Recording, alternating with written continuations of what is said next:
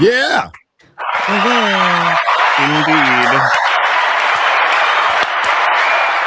What up? What up? Coming to you live from lovely Van Horn, Texas. In other words, the middle of fucking nowhere. This is You actually got really far. Yeah, we did. Yeah, we wanted to get home. And you know what's funny is we're still really a long way from Hollywood. Girl. That was the bigotry of low expectations right there. It's like, oh, you got Well, so no, they far. usually stop in Arizona. It's not like I didn't expect them to drive far. It's just they have a typical pathway. How many UKs can you get into Texas? 1, 3. Right. 3. How many UKs 1. can fit in Texas? No, it's massive, dude. Texas is massive compared to you can fit 2.8. 2, 3. Yeah. 2. Oh shit. Yeah, I'm still 6.5 hours away from home. Wow. Are you driving today?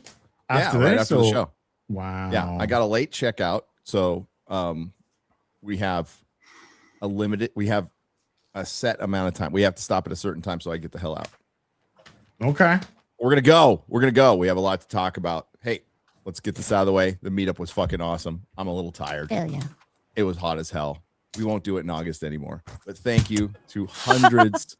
August in Las Vegas. Well, thank you to it was horrible. Thank you to the hundreds of degrees Fahrenheit it was during the event.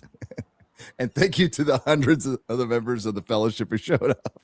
It was like 105 at night. It was stupid. But yeah, the next one we're going to do in October. Thank goodness. Yes. And we might have a way. Okay, look at Noons. Shut up. Says the person who lives in the desert. I know. Yes. And yeah, we have an idea. We have a good idea for next year. So, but thanks for everyone for showing up. It was freaking awesome. I'm exhausted, but I am excited to talk to the lads. And I guess the girl too, even though I just saw her. What's up, Az? How you doing? I had a right story with this bloody bagging and boarding today. Right. I know where my bags and boards are. They're in the bottom drawer.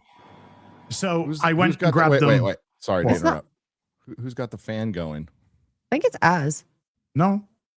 Okay. I heard it too. I heard it too, but it's not me. Well, then it was probably me.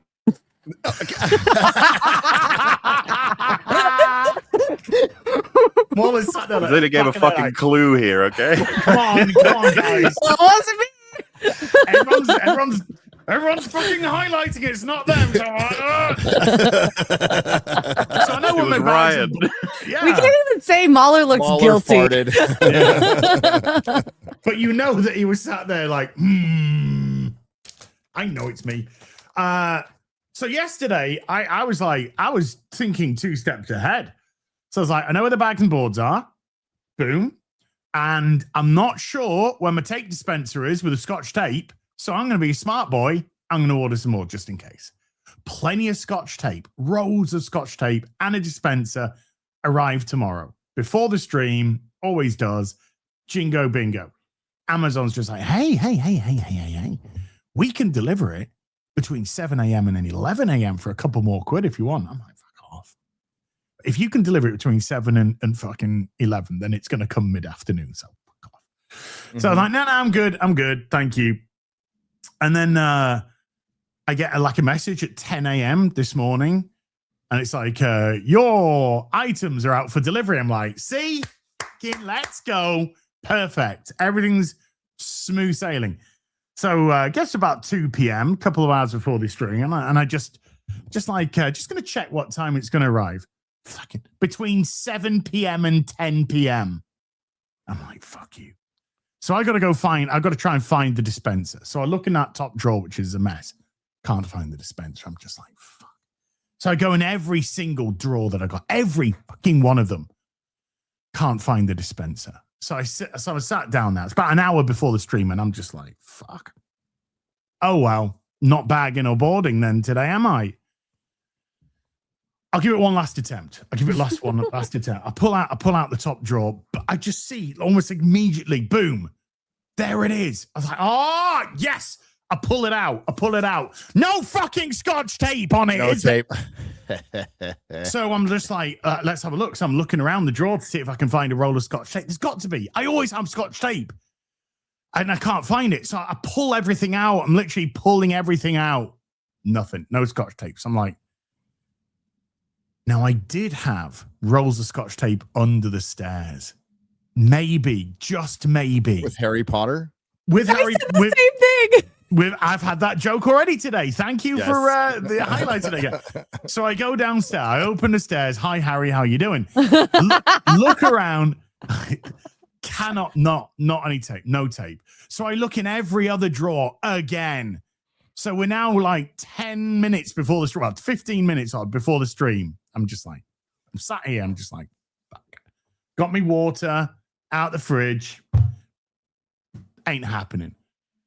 And I go, I'm going to give it one last attempt under the stairs again. So I just go downstairs again. I'll go under the stairs. Saw the people under the stairs. I saw the people. Okay. I saw the Turkish barbers. I saw the engineers and doctors. Oh, is it a Turkish guy who cuts hair? No. In a In closet? the UK, we have like 17 billion Turkish barbers, which are just fronts for fucking Pakistani drug gangs, and nobody does anything about them. They're all empty, and all the owners have fucking Maseratis and fucking all. Anyway, I Somalian find a solitary roll of Scotch tape. That's a pity sound effect from Gary there. That's like well, I'll take it. A pity I'll clap. I'll take it though. I prefer the idea that when you said Turkish barbers too fast, that Gary was like, "Oh, is that like a Stargate episode, a Fargate enemy, maybe?" Oh. Yes. The aliens in Fargate. I thought you were gonna go. We Gary's just like, was It that actually racism? is. Was that a racism? I don't know. But it's More one than word in not Fargate. racism on this show. Yeah, Turkish barbers is one word. It's like Turkish babars. Yeah, Yes. Turkish bars. is dash kishbar bars. Yes. Ah. Dude, I just got back from a Star Trek convention. I saw a lot of that. Okay. Oh yeah. I'll bet you bloody did. Oh, dude, we have to talk. Oh, we have to talk about that. We definitely. Yes, we I wish I do. had my video. Maybe I can upload it. I'd have to find timestamps. I'll just tell you about it. It was crazy. Hi, MauLer. Did you find your Scotch tape? Me personally, I use Welsh tape. Scotch Okay. tape. Is what kind of fucking- Jeez. Fuck Look at this Scotch. traitor. Traitor. But, I just use natural tape or something. I'm like Spider-Man. I can just. You have a web shooter from your tentacle? That's not how it's described by people who've seen it, but that's all good. You don't need to know anything about that. I haven't has seen seen it, it? so I shall speak to Metal about this. As definitely hasn't. There's definitely no way he saw it. No way. There's no point asking him. No, sir. Molly, because you weren't here last week either. No. Are you unfortunately. going to go to the cinema to watch the Welsh dub of Star Wars? That fucking What? dumbass Star Wars holocron account? Because that actor's pretty good. He's in Widow's Bay, by the way, Gary. The one that they did this post that we were like, this actor has been cast as as Han Solo in new Star Wars project. It's like, I'm sorry, what the fuck? And then you're like, well, he's gonna be doing the Welsh dub of the movie. You're like, I want to see the Welsh dub of Star Yeah. Wars. Sounds like the greatest thing of all time. is going to be Obi-Wan Kenobi. they should just make a Welsh version, as in like refilm it all. Yeah, I know. They should. Instead of stormtroopers, it's sheep. Oh my god, I can't wait to Good see work. this. When's it coming out? I I am your think next year. father.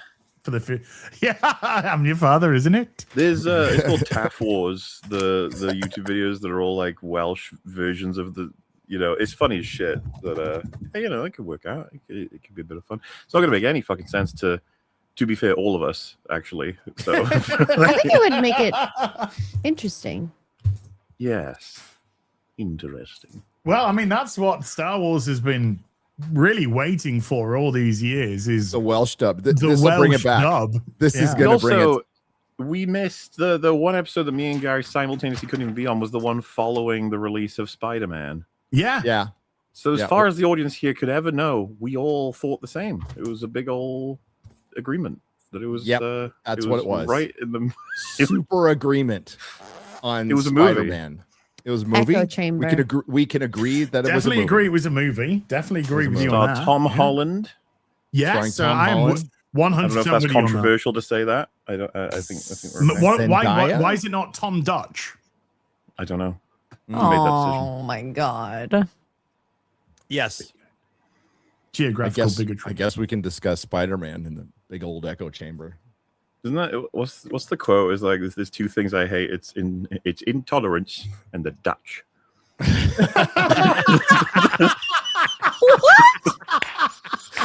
Austin Powers. Yes. Fucking brilliant movie. Oh my god. X-Ray, how are you doing? I'm One good. day I'm we good. might watch those. I have I stole a hi Pedro. I stole Kara from the States and she's hanging out with me. I went to the zoo and we found Az there, or at least his brother. You were making advances on me, lady, and No, that was your brother, okay? I made sure. Okay. I don't know if that's actually any better. No, I wasn't making advances How on you. I was exactly did making you make advances on sure? somebody else. Okay. All right. I don't know. He didn't Oh, have there a she is. silverback. Smuggled to Canada. What are you, fucking Indian? Hey, Kara, did you have to get a visa? No. Why not? She walked across so quickly. Don't you need what's it She's called? not a felon. What's it called? EAT, ETA, ETA, whatever it is. Eat. Yeah, you need Yeah, she you needs need to eat. an ETA or something. No, you just go to the machine and then you like scan your passport and then you say no, you're not bringing anything bad in, and then shoo. I'm not bringing anything bad in, apart from British. Yeah, I'm bringing some Americans over to the UK, so I mean that's questionable. So I think I need to And know Shad. more about Most this importantly, pillow. I'm bringing Shad. Oh, this pillow. Yeah, did you sleep with it last night? I mean, Is your technically, side yes. of the bed the Don't left answer side, Gary? Trick question. Don't answer. Yeah. Shit, MauLer. What kind of a barrister are you? You didn't tell me in time. Please defend. Sent all the instructions to this episode already. It's in the DMs, guys. Come on, all bullet points. I also slept with my wife in my bed, so that was Oh, menage a trois. I like it. Hey, Well, Pedro well. did he pay pull much the attention to her. lightsaber trick on you? Me, myself, and Pedro. So yeah, that was a gift to Ryan from Fake Wizard, and Ryan, surprisingly enough, didn't want the pillow. Wow. So my wife's I'm like, "I'll take the shocked. pillow." Very There you ungrateful. go. Very ungrateful. Really ungrateful. I It thought looks comfy. I called Ryan an ungrateful whelp because that's what he is. Oh well, Okay, are we going to start with Spitterman? we can. Do we just want to get this out of the way? We all loved it. It's all right. Yes, Yeah. and that's that. But, And that's the Yeah, that. what's okay, real quick topic list. Us. We are going to talk about a show that Az didn't see, so he's free to bag and board for a minute while MauLer and I kind of discuss the ramifications and crowd reaction to the finale of House of the Mhm. Dragon, which was, it's strange. It was like the only entertaining episode. I'm not going to really argue good, but it was really entertaining and fun, and I laughed a lot, and I had a good time watching it. Thank you. What else we got? We got YouTube changing some rules that's going to affect everybody except for us. Us. And but there is one person. oh, There is one person who's going to be grossly affected by it. R.I.P. yeah, and also new people. We'll also discuss that. And then Bond, we got some really bad news. Amy Pascal being involved with Bond is ridiculous, utterly ridiculous. Dude, How is she still around? I looked up, right? And I don't mean this. I say this with love because I didn't want to say anything in case it was. But I looked up to see if Amy Pascal had like MS or something like that. Yeah. Because she's on a bunch of SSRIs. and the answer was no. Amy Pascal has no has no known illnesses of any variety. What the hell is going on, that woman? She's been tweaking out for like fucking 10 years now. Mm-hmm. Well, Hollywood producer, so we can Yeah. make all the assumptions we want. But her, yeah, amongst other things. Amongst other things, yeah. In my opinion, somewhat expert opinion on that one. Not an expert in much, but why does X-Ray Girl have Ryan Hall y'all's weather update up? I'm just What? What? I want to. I don't know if it's just his thumbnail, but I want to say be careful out there if you're in Illinois, Oh, Oh my god.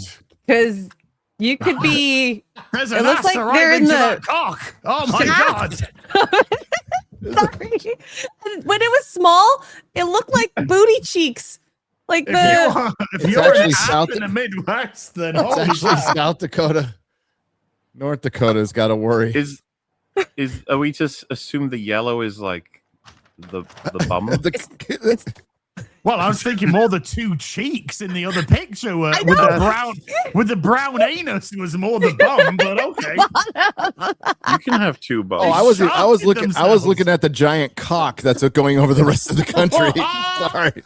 Wait a minute. So I talk about seeing the ass, and then you're the one. Then you just go. Yep, I just saw a huge cock.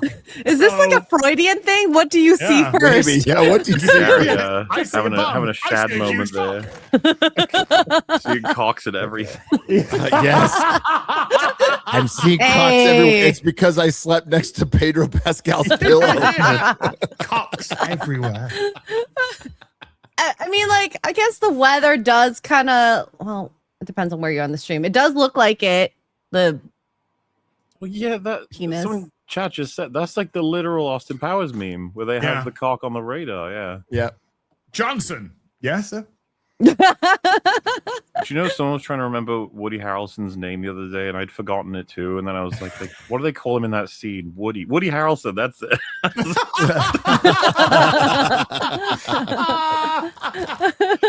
Memory is a funny thing. Yeah. Well, the tornado does look like anal floss, for which we saw a lot of in Vegas. oh yeah, Wait, what? Yeah. Anal. Yeah. Oh, you mean floss. thongs? thongs. Okay. That's a new way to call it. I might. That is the Adopt oldest that. way to anal floss. to tongue.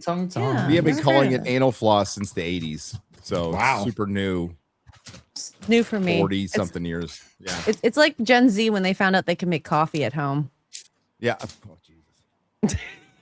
You know, you could like make coffee at home. And save money? What? They're going to inherit the earth. Can't wait. That's the sad thing, unfortunately. Yes. Can't wait. All right. Let's start with Spiderman. Spiderman.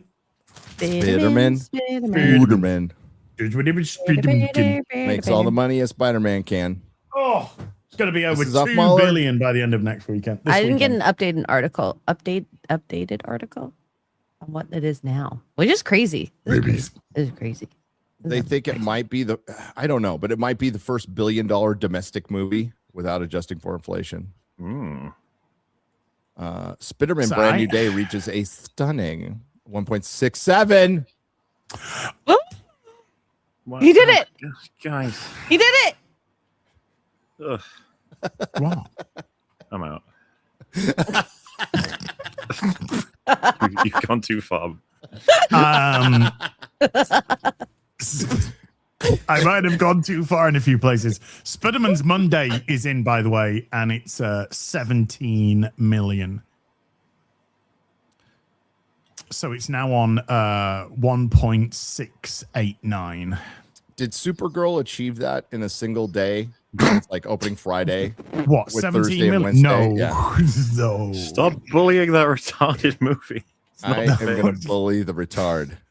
I will tell you though. I'll tell you what Supery Dupery Girl did do. So, God, I pressed fucking caps lock in it. In it. Right. In it. So no, she did over 17 million on one day, and that was the Okay. combined preview and Friday. Not That- one day. That was the only time that it got over. So it needed 2 days to get to 18.4 on the opening Friday. That's Yeah. just so sad. But on the good news, on its final day, on the final Thursday before, because it's now officially done at cinemas after 45 days. On its final Thursday, it did bring in a whopping $7,000. Hey, Okay. All right. Yeah. That's Yeah. more than I make in a day. There's I hope guess. yet, is what you're saying. Well, if I made $7,000 a day, I'd be very happy. Yeah. I wouldn't if I had to invest 175 million plus another 110 million. Yeah, To if you get told me you that did that, seven. I'd be like, there's Yeah. better ways to burn your money, brother. Like More. gambling. I just earned $7,000 today. All it cost me was 295 million. Well, at least you made a really great movie. yeah. Yes. And you know what? That pays for the assistant that walks next to James Gunn all day and just says his name. James Gunn. James Gunn. James Gunn. Do you think he's got one of those little, those things you put in your mouth to, keep your breath fresh? Do you think he's got one of those and he just goes around stuff and goes, and just goes, James Gunn. I think they have something else they put in producers' mouths regularly in Hollywood. I don't know what goes in his mouth, mate. I don't know what you're talking about, MauLer. Can you please tell me? Yeah, like something, with a particular fragrance produces fluids of varying kinds. Tree protein. ball extra strong mints. That's That's the it. one. That's it. Oh. I don't think I want that. Do you know what I love next to vintage comics, Gary? Why would you What's say, that? what do you know what I love after we just said that? Do you know what I Yes. absolutely love? Do you know what I love next to vintage comics? Sellotape, Gary. Sellotape. Okay. Why? Oh, What's wrong with Scotch I'm being tape? very sarcastic there. yes, he X-Ray is. Girl. Yes. Oh, sorry. I wasn't picking up what you were putting down. Scotch tape? Yeah. Okay. Well, there's different types of Scotch tape. There's kinds that are good, and there's kinds that are bad. No, Oh, two? yeah. mid kinds. Well, you don't want the industrial stuff. That's No. not the kind of Scotch tape that you want. They are. I got some good comics in Vegas. Don't know where they are. I think they're in my trunk right now. There are as many variances in quality of Scotch tape as there are variances in quality of Spider-Man movies. And COVID. Ah. Whoa. Whoa. Calm down, Fauci. I played the fifth. So Spider-Man, it's a Yeah. again, echo chamber. I can literally hear an echo right now in the echo chamber, which is awesome because I think it's good aesthetically. So I liked it. You know what? I watched MauLer's video and I still liked it. And I liked MauLer's video. What? Yes. I watched MauLer's video and I liked it. And I told MauLer that I liked it. And he went, "Did he change your mind?" I was like, "Nope." But I liked it. So we can agree to disagree and like each other at the end. What? No, I mean that was me being a little flippant in as much as he just asked if it changed my mind about the film, which it didn't do because I still enjoyed the film. But very good point. Like I agree with you on Jean Grey. I mean, I gave it 7.5. There's a reason he probably would have got more, but Jean Grey is a colossal problem in that film. That's Agreed. going to make a big problem for the X-Men Yeah. when they come out. A huge problem for the X-Men. And anybody making the coping that, well, Jean Grey is cracked in the past in the comics. Well, this is a movie. Also, when she did that, it was later. It was after establishment of the character. Yes. I got sure. I got no problem with, because none of this follows the comics. None of these films follow the comics. They have little homages here and there, but they don't. So I got no problem if they wanted to do that with Jean Grey and start her off as a villain, if that's the way that you want to go in this universe. Remember, this is a universe without Oscorp. This is a universe without Norman or Harry. So I got no problem if you want to do that. But she's got to therefore have repercussions. There's got to be consequences for actions. And the film was just like, no, she's got a vagina. Yeah, having Punisher and Spider-Man cover for it, and Spider-Man explicitly being like, "You are not a killer," was very strange. You can. He should have said something else. Like, No, right after she killed somebody. Yeah. Yeah. I mean, he doesn't know. Maybe he does. Well, no, he does Well, know. no, He saw the guy got hit by. knew. Yeah. You watched it. Maybe listen, in the cope of maybe that guy survived. Sure, he's like eating through a tube, shitting in a bag, and rolling around in a car like in a car like Stephen Hawking. But he lived. Do you like that, dude? You like that? That's beautiful. That is one of the best covers ever. That is gorgeous cover. That is beautiful. That is fucking beautiful. Yeah, there was a guy. I'm not trying to belittle him or anything, but there's a guy on Twitter today because there was the Kotaku thing, which was like, did Jean Grey get the comeuppance that she should have? And I was like, I enjoyed the film, but no. No. And then there was a guy that put, I'm not going to at him, don't look into it, people. Quote, she was always being hunted by damage control, so it was mainly self-defense to stop damage control from forcing control of her powers. She needed a strong criminal's body in order to infiltrate damage control. He loves damage control. Hence Scorpion. Her only crime is using Grandma in the tank. No. She did not need to do any of this shit with Scorpion. That was completely unnecessary. The whole, all the VMAX shit, man. She needed a sister. You just possess anyone, walk them over to DODC Central, wherever that is. Type in. And then floop into Where a security is my guard, sister? floop into the next person. Yeah. And every person you jump into, one of them is eventually going to have the knowledge of who is in charge. And then you go find them, floop into them, which in this case would be Metzger. And then she'd find out exactly what happened to her sister.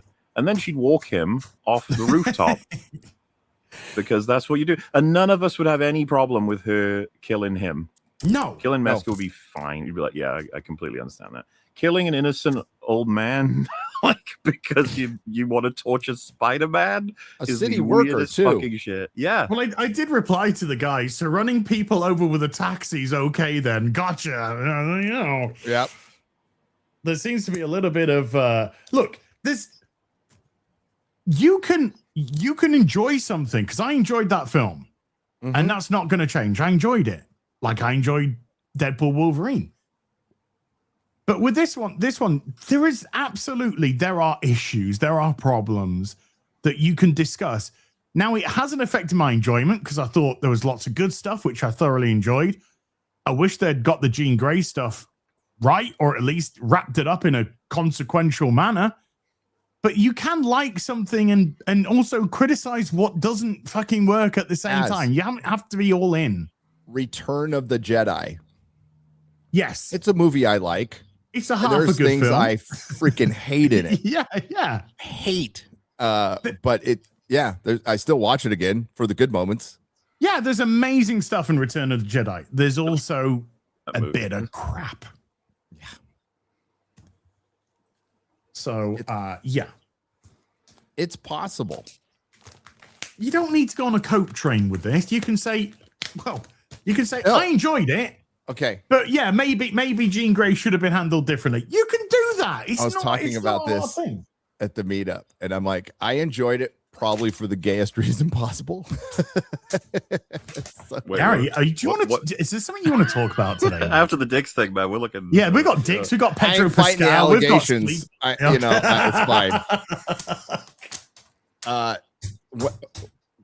When I connect with a movie on an emotional level, I can ignore other things. It's like a bad Buffy episode, MauLer. Bad I Buffy got you. episode. Yeah, I got you. Yeah, I'm following characters I still like, and there's things that happen in it in a bad Buffy episode. You're describing like my whole career. This is why I tell people, Yes. because people are like, "Do you like anything?" It's like, dude, I like loads of bad stuff.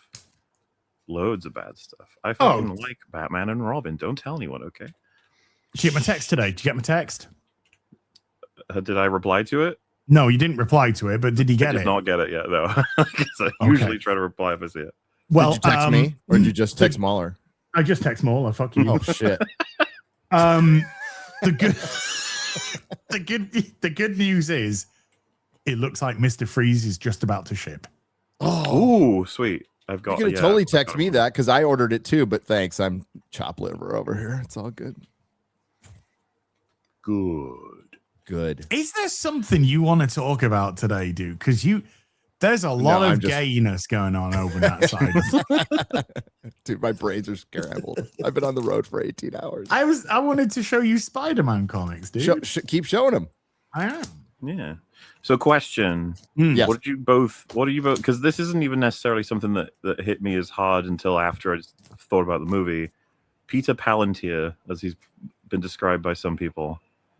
How do you guys feel about it? I mentioned it in the video. The mass surveillance. He's using everyone's data to find where he wants.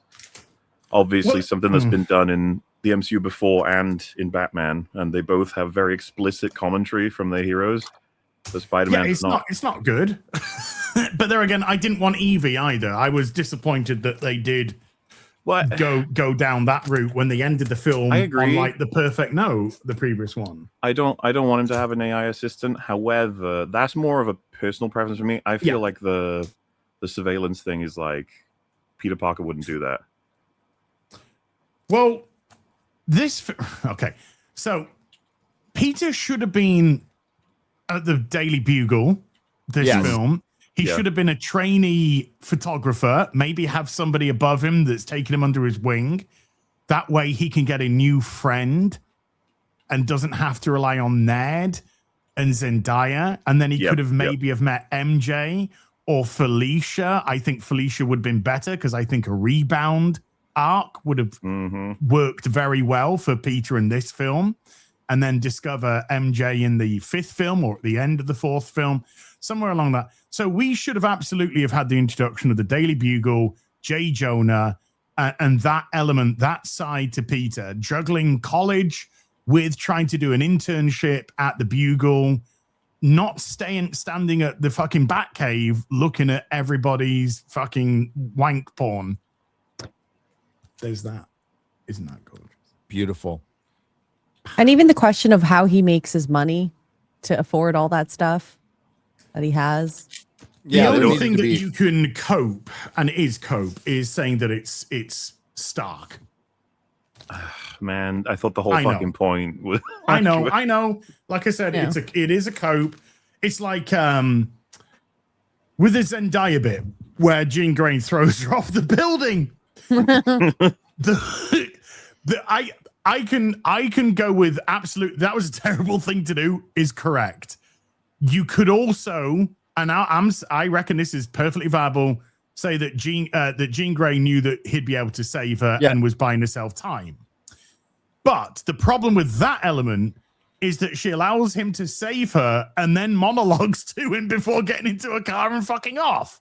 So if she just fucked off, use that to make her escape. Then, he saves her, he lands, he looks around, all gone. She's gone. Everything you don't know. I can get away with that sort of stuff. So that Jean Grey, a lot of problems. What's crazy too, had she not let Spider-Man see her in that scene where she has kept her face hidden throughout the whole film up to that point, he would then not know when she went to to Metzger with the Hulk. She would have got him. She would have found out about the sister, probably killed him, and then that'd be that. Like it would have just been She was too interested in messing with his head for no reason. No, I mean, it doesn't look like she wanted him to see her necessarily. It looked just like the AI caught it, I guess. But it's like she just had the fucking hood over her. Well, better. Yeah, But every decision, every one of those led to the film's over. Peter Palantir, we're so far off of what Spider-Man is in the comics. I've kind of accepted it after No Way Home. I'm just like, this is different. It's totally different. But wasn't the end of No Way Home your one shot at getting it back? Well, especially without the AI, right? But with the AI, I think the only rationalization you can make is that it's Peter Parker. You can trust Peter Parker. Peter Parker's what good about dude. Batman? Well, Batman goes off the rails a little bit sometimes. Yeah, he's a different. He's a different breed. Captain America. He wouldn't. He wouldn't. No, Well, he'd be my against po- my it. point If- obviously if, is that if Captain Captain America America- found out about it, if he looks Yeah, at he'd be- Peter's yeah. mask, he'd be all, "What the fuck are you doing?" Yeah. Yep. You can't be doing that, kid. You That's- can't be that's- doing that. That's kind of what I mean. I still think Peter wouldn't, from what I like the character in the MCU and from what I understand of the comics. I get him. I mean, this is working off they're bringing Ned and MJ back, which I wish they didn't. So I get him following them on Instagram and stuff, and watching their videos and just sort of looking from afar. I get that. Surveillance state, Peter, not so much. He's got a kill mode in his suit in Endgame. Not anymore. Not Not anymore. anymore. But in Endgame, he had it. Like Peter wouldn't have a kill mode in his suit. No, I mean Stark put that in, right? Yeah, Yes. start put that in. Yeah. And remember in Far From Home, when he's like accidentally seeing people's messages, he starts saying this is wrong and then turns it off. Which is again just why I was like, it's weird that they have her say like, Peter, that's illegal. It's like Oh, sorry. immoral is the more important part, but okay. Yeah. He's all, "Well, I didn't tell you That's that." dude. But maybe it is which they probably could have explained better. It's part of his loneliness where he's just getting a little too into the job.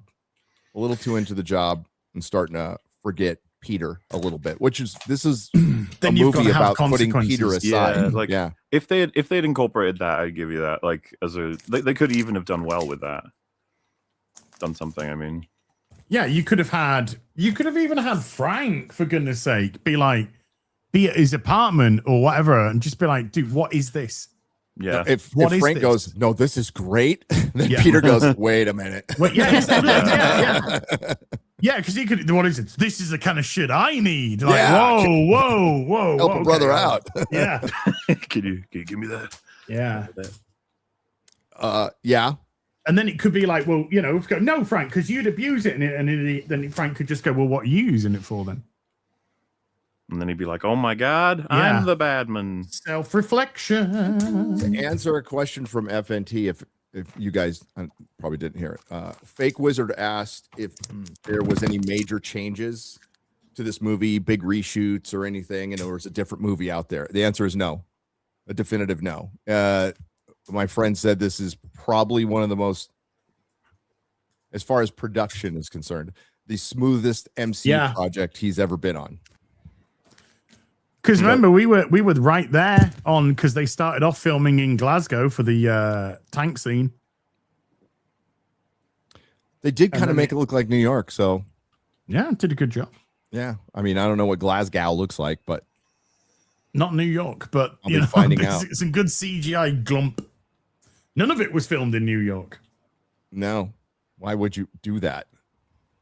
It's cheaper to because film in a he foreign lives country. in New York.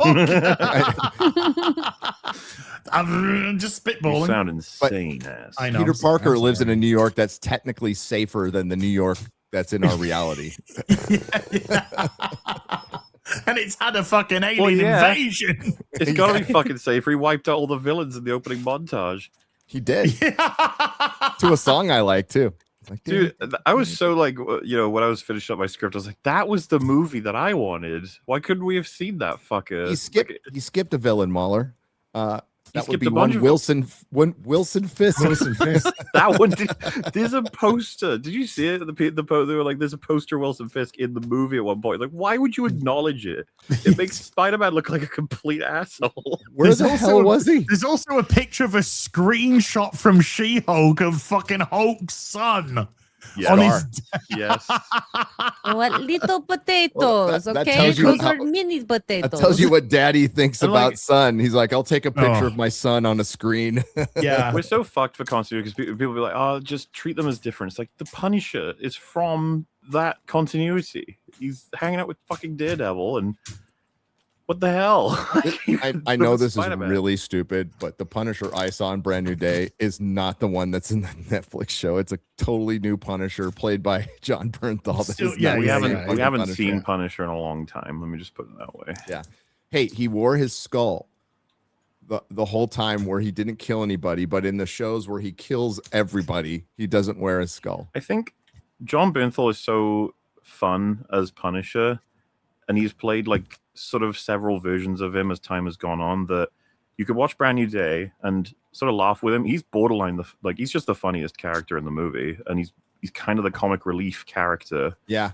But then if you go back and watch his introduction in Daredevil Netflix show, it is like night and day. Yeah. Oh fuck. I'll be honest. I'm already exhausted on funny clown Punisher, and I think it's already time to fucking retire him. I thought this was it, but I heard it from Twitter, so who knows if that's true. But One Last Kill just came out a couple of months ago. Anybody remember it? Didn't see it. Didn't care. You didn't see it? Didn't care. No. You don't want to see it. Yeah. It exists. Dude, thing. Netflix.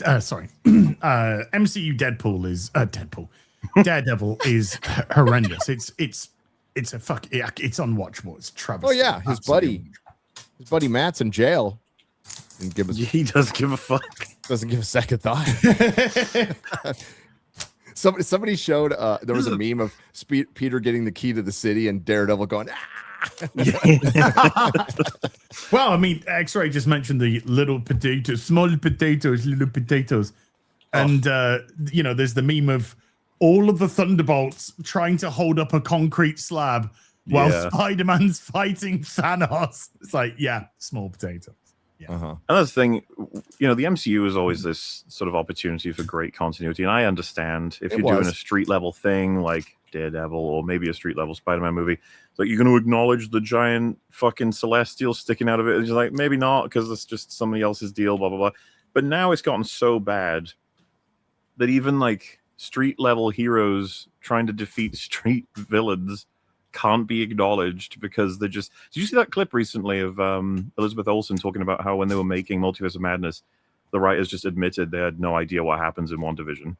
Oh, It was yeah. like, oh. And she was like laughing about it, and it's just like, wow, we knew that.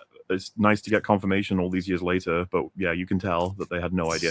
And it's the same thing. Everyone's making their own shit, and you'd be like, well, yeah, that's how it's supposed to work. It's like, yeah, but you guys are also supposed to be very collaborative. Like, you watch Avengers 2012, and you can tell the guy who wrote and directed this thing watched all of Phase 1, probably twice, because there's references all over the place. And Santa Claus. He not only watched yes. it, MauLer, he helped map it. He really liked it. I think didn't Joss he do like Whedon was rewrites there for from day one. First Yes. Avenger? I think he did like some ghostwriting for First Avenger. Yep. Shouldn't there be like a lore master of sorts when they do these types of projects? They don't care. They don't value lore. They don't value continuity. Yeah. It's not important. It's one thing they actively speak against in actual fact. So The foundation of the MCU was essentially created by Joss Whedon with the help of RDJ put in some input. John Favreau put in input. They had some comic guys putting in input, and that whole foundation was laid by Joss Whedon mapping stuff out. hell, didn't James Gunn recently talk about we don't have to be bound by any law. We can just make up our own law and continuity and shit. Dave Filoni has always said like continuity is it's more of just tales by the fire, and everyone tells their Not own really. version. Not really. Not really, Dave. Not really. Not really. Not really at all, Dave. It's not like that in the slightest, Dave. Actually, What do we got here? Elizabeth. a lesbian Olsen. Steve, this is why you should read it. Dude, A there's a lesbian lot of Olsen. gay shit going on in that. Fucking Jesus Christ. I'm just going to shut up now. Yeah. Uh, Well, you sure you're not at a pride parade, bud? Do you want to? it's not June. Elizabeth Olsen revealed that Marvel writers did not watch WandaVision before writing Doctor Strange Multiverse Madness till she mentioned it.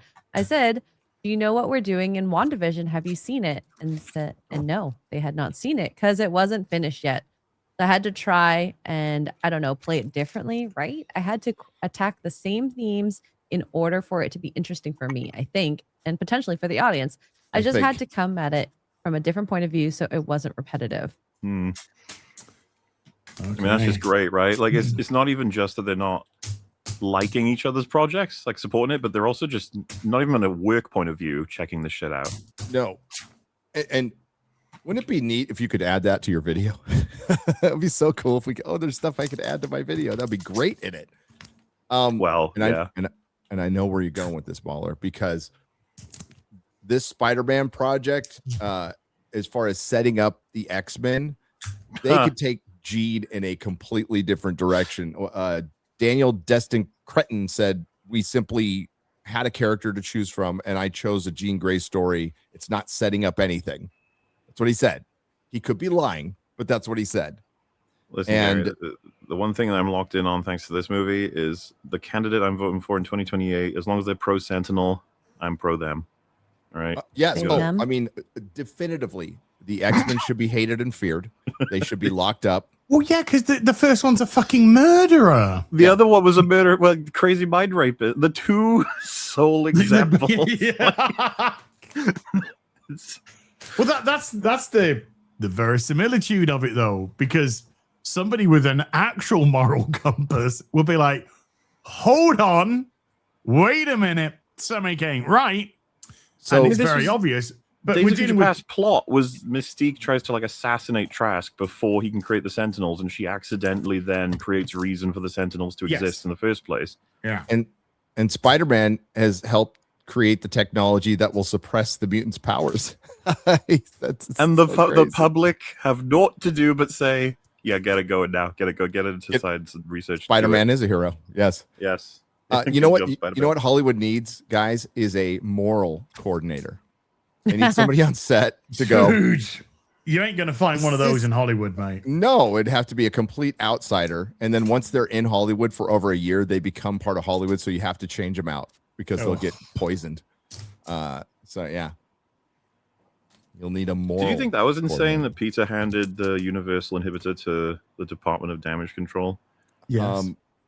Oh yeah, and you can't tell me that's not setting up for something. Okay. Yeah, well, everyone assumes it's going to be setting up Sentinels, and it's just like it's going to be well beyond Peter's scope of. It's like, dude, he's responsible at that point. He basically allows the creation of the Sentinels and facilitates. I don't know why they gave that to Spider-Man of all fucking people. If it was That's weird. Punisher, you could totally see a great arc opportunity that he designed something to take out like an enemy, and then they use it, the government, on friendlies. How much fucking pressure that would give him. But Peter's like, yeah, go nuts, guys. Even says that the Metzger, he says, thanks to Spider-Man, we can do this. Like, why? Yeah, the He'll mutant be hates fine. Spidey. It'll be It'll, fine. it'll be forgotten. Well, Yeah, I I would- bet you. I I, mean, the bet you will Sentinels never are- see the inhibitor ever again. we've had them before, which is kind of fun. Like some that were very specific in the MCU, but this one, it does blow the universe open of universal inhibitor, and it hits gamma radiation mutation, regular mutation, but also arachnid mutation. Like it's just like anything, I guess, what you would call biological. Well, Peter wasn't Quote, unquote. using the universal. Peter was using a different one, but a specific thought- to the arachnid. Well, but the universal would work on him, though, right? Oh, I mean, theoretically, yes, Yeah. Yeah, but it would. and it should completely. be it would working on Hulk. completely- It, It would. 100%. It should depower all of his arachnid. The one that he has balances his arachnid with his human. So There is no technology that can stifle the Hulk. The Hulk is the No. thing that should not be created by science. The know what Hulk else? is something Titans fear. That's why I kind of miss the Savage Hulk. And You know what Jean else Grey should shouldn't be- be able to stay in his mind very long, if She at all. shouldn't even be able to stay in Frank's mind, let alone the Yeah. Hulk. Yeah. I think it's bullshit that she got in Frank's mind and said, this guy's got issues. well, that unfortunately is just a downplay of men versus women. You see, because women, if they have an issue, which is normally of their own fucking doing, then they're this sympathetic fucking person. The dude whose family was butchered that Yeah. broke him and caused him to go on a murderous rampage. That guy's just got issues because he's a man and fuck him.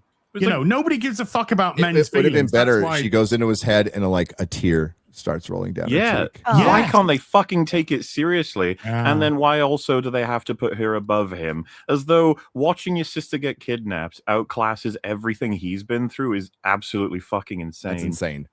But I was watching today the trailer, not the film because I didn't have time. But I just watched the trailer for Civil War, Oh, yeah. Even the Yeah. trailer is just like, these guys they're really taking what's going on seriously. Yes. Yeah. Everything that's going on is actually serious. It's not stupid. It's not silly Billy. It's like, look at this. This is repercussion. And it builds and it builds and it builds. And it's amazing when you look at the first trailer, kind of how much of the movie they showed us without us really knowing. Because they showed like Brody getting blasted out the sky and having the mask taken off him and all that kind of stuff. Brody. But it was just like this was MCU was peak at Civil War, like fucking peak, man. That is such a good film. It is such I remember people not liking that movie. No, Some. yeah. I mean, there's people to this day that think Civil War is shit. And obviously there's a discussion about it as an adaptation. The fight between... It's terrible as an adaptation, but it's a good movie. Yeah, it's not even close. But I don't know that you can be close with what the MCU was at that point. It's kind of the same with a lot of their adaptations, but sometimes they just don't even care. Like, they won't even try. Civil War, because originally it wasn't going to have Iron Man in it, right? Well, in the comics, it wasn't. Civil War, half those characters were dead at the time. Yeah, there's that. I mean, that Correct me if I'm was it wrong. Kevin Feige that had to push for Iron Man, or was it someone else? Yeah, it was Kevin Feige because he saw Batman versus Superman. Oh, and they whipped that thing out before that came out. Yes. Kevin Feige. I mean, for that universe, it was absolutely the smart move. No, and I really love how serious it gets. Yeah, I really love the opening scene. In aid of defending Cap from an explosion, Scarlet Witch pushes it up into a building and it like kills a couple people. Kills nine. Was it 9 people or something? Yeah, that's like that's some heavy fucking consequences for a decision being made. Yes, and it completed the little arc from. When she ends up being locked down. And then Steve says, like, we need to handle this as individuals. Like, she's made a mistake and we're going to sort it out. And then obviously the government tried to stop her and bring her down. And then eventually she is put in the raft until Steve breaks her out again. Like, that is consequence, man. And you get that's essentially a Nomad, start and the Rogue Avengers. Yeah. So this isn't Nomad fucking Steve Rogers in Doomsday. This is we don't want to take the shield away from the black dude that didn't want the shield until a white dude was given the shield again. Then he decided, no, wait, we can't have a white dude get the shield again. I want the shield back. The shield that I gave a fucking way. And they're going to compromise in Secret Wars is just a guess. They're both going to have shields. They're both going to have shields. They're both going to be Captain America. And they're going to bounce off each other and it'll be like, wow, not bad, buddy. No, and then Yelena is just going to bounce off all their shields and kick everyone in. It's gonna be like, Yelena, go, girl! Yelena is going to, whoever the final villain is in Secret Wars, I can't, oh, God. Who is it going to be? Because well, you know the ending up. I told you, and it's like, yes, what? Yes. How's that work? Okay. Well, I mean, oh, dear goodness. Hey, we get a Vision Quest trailer on Friday. On Friday. Oh, okay. Ooh. Yep. So D23 is coming up. Okay. That's only been finished for like 2 years. Yeah. And I think we're going to get the X-Men announced at D23. Well, right.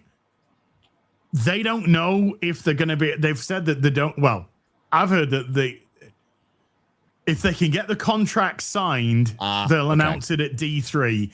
If they can't get the final signatures on the paper, then they won't.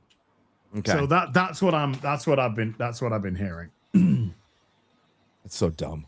But I am willing to fucking bet $, because the casting so far looks great in terms, at least the superficial characteristics of the characters.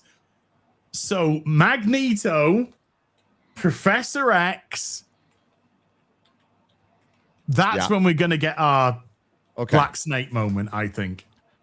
We shall see. I think so. They're never going to learn a thing. They're never going to learn at all. No. Spider-Man making a lot of money. And I think it's all of it because Kevin Feige's become so reactionary. I think it making a lot of money changes a lot of plans, and it's rushing them into the X-Men because they feel like as far as IP is concerned, that's still the strongest one they have that hasn't been introduced in the MCU, but it's also still considered one of the stronger Marvel IPs because they're not recasting Cap, they're not recasting Iron Man, they're not recasting Thor. No. So what are we Could doing? you imagine the leverage Tom Holland has right now? Huge. Bongo. Well, he's already exercised it, dude.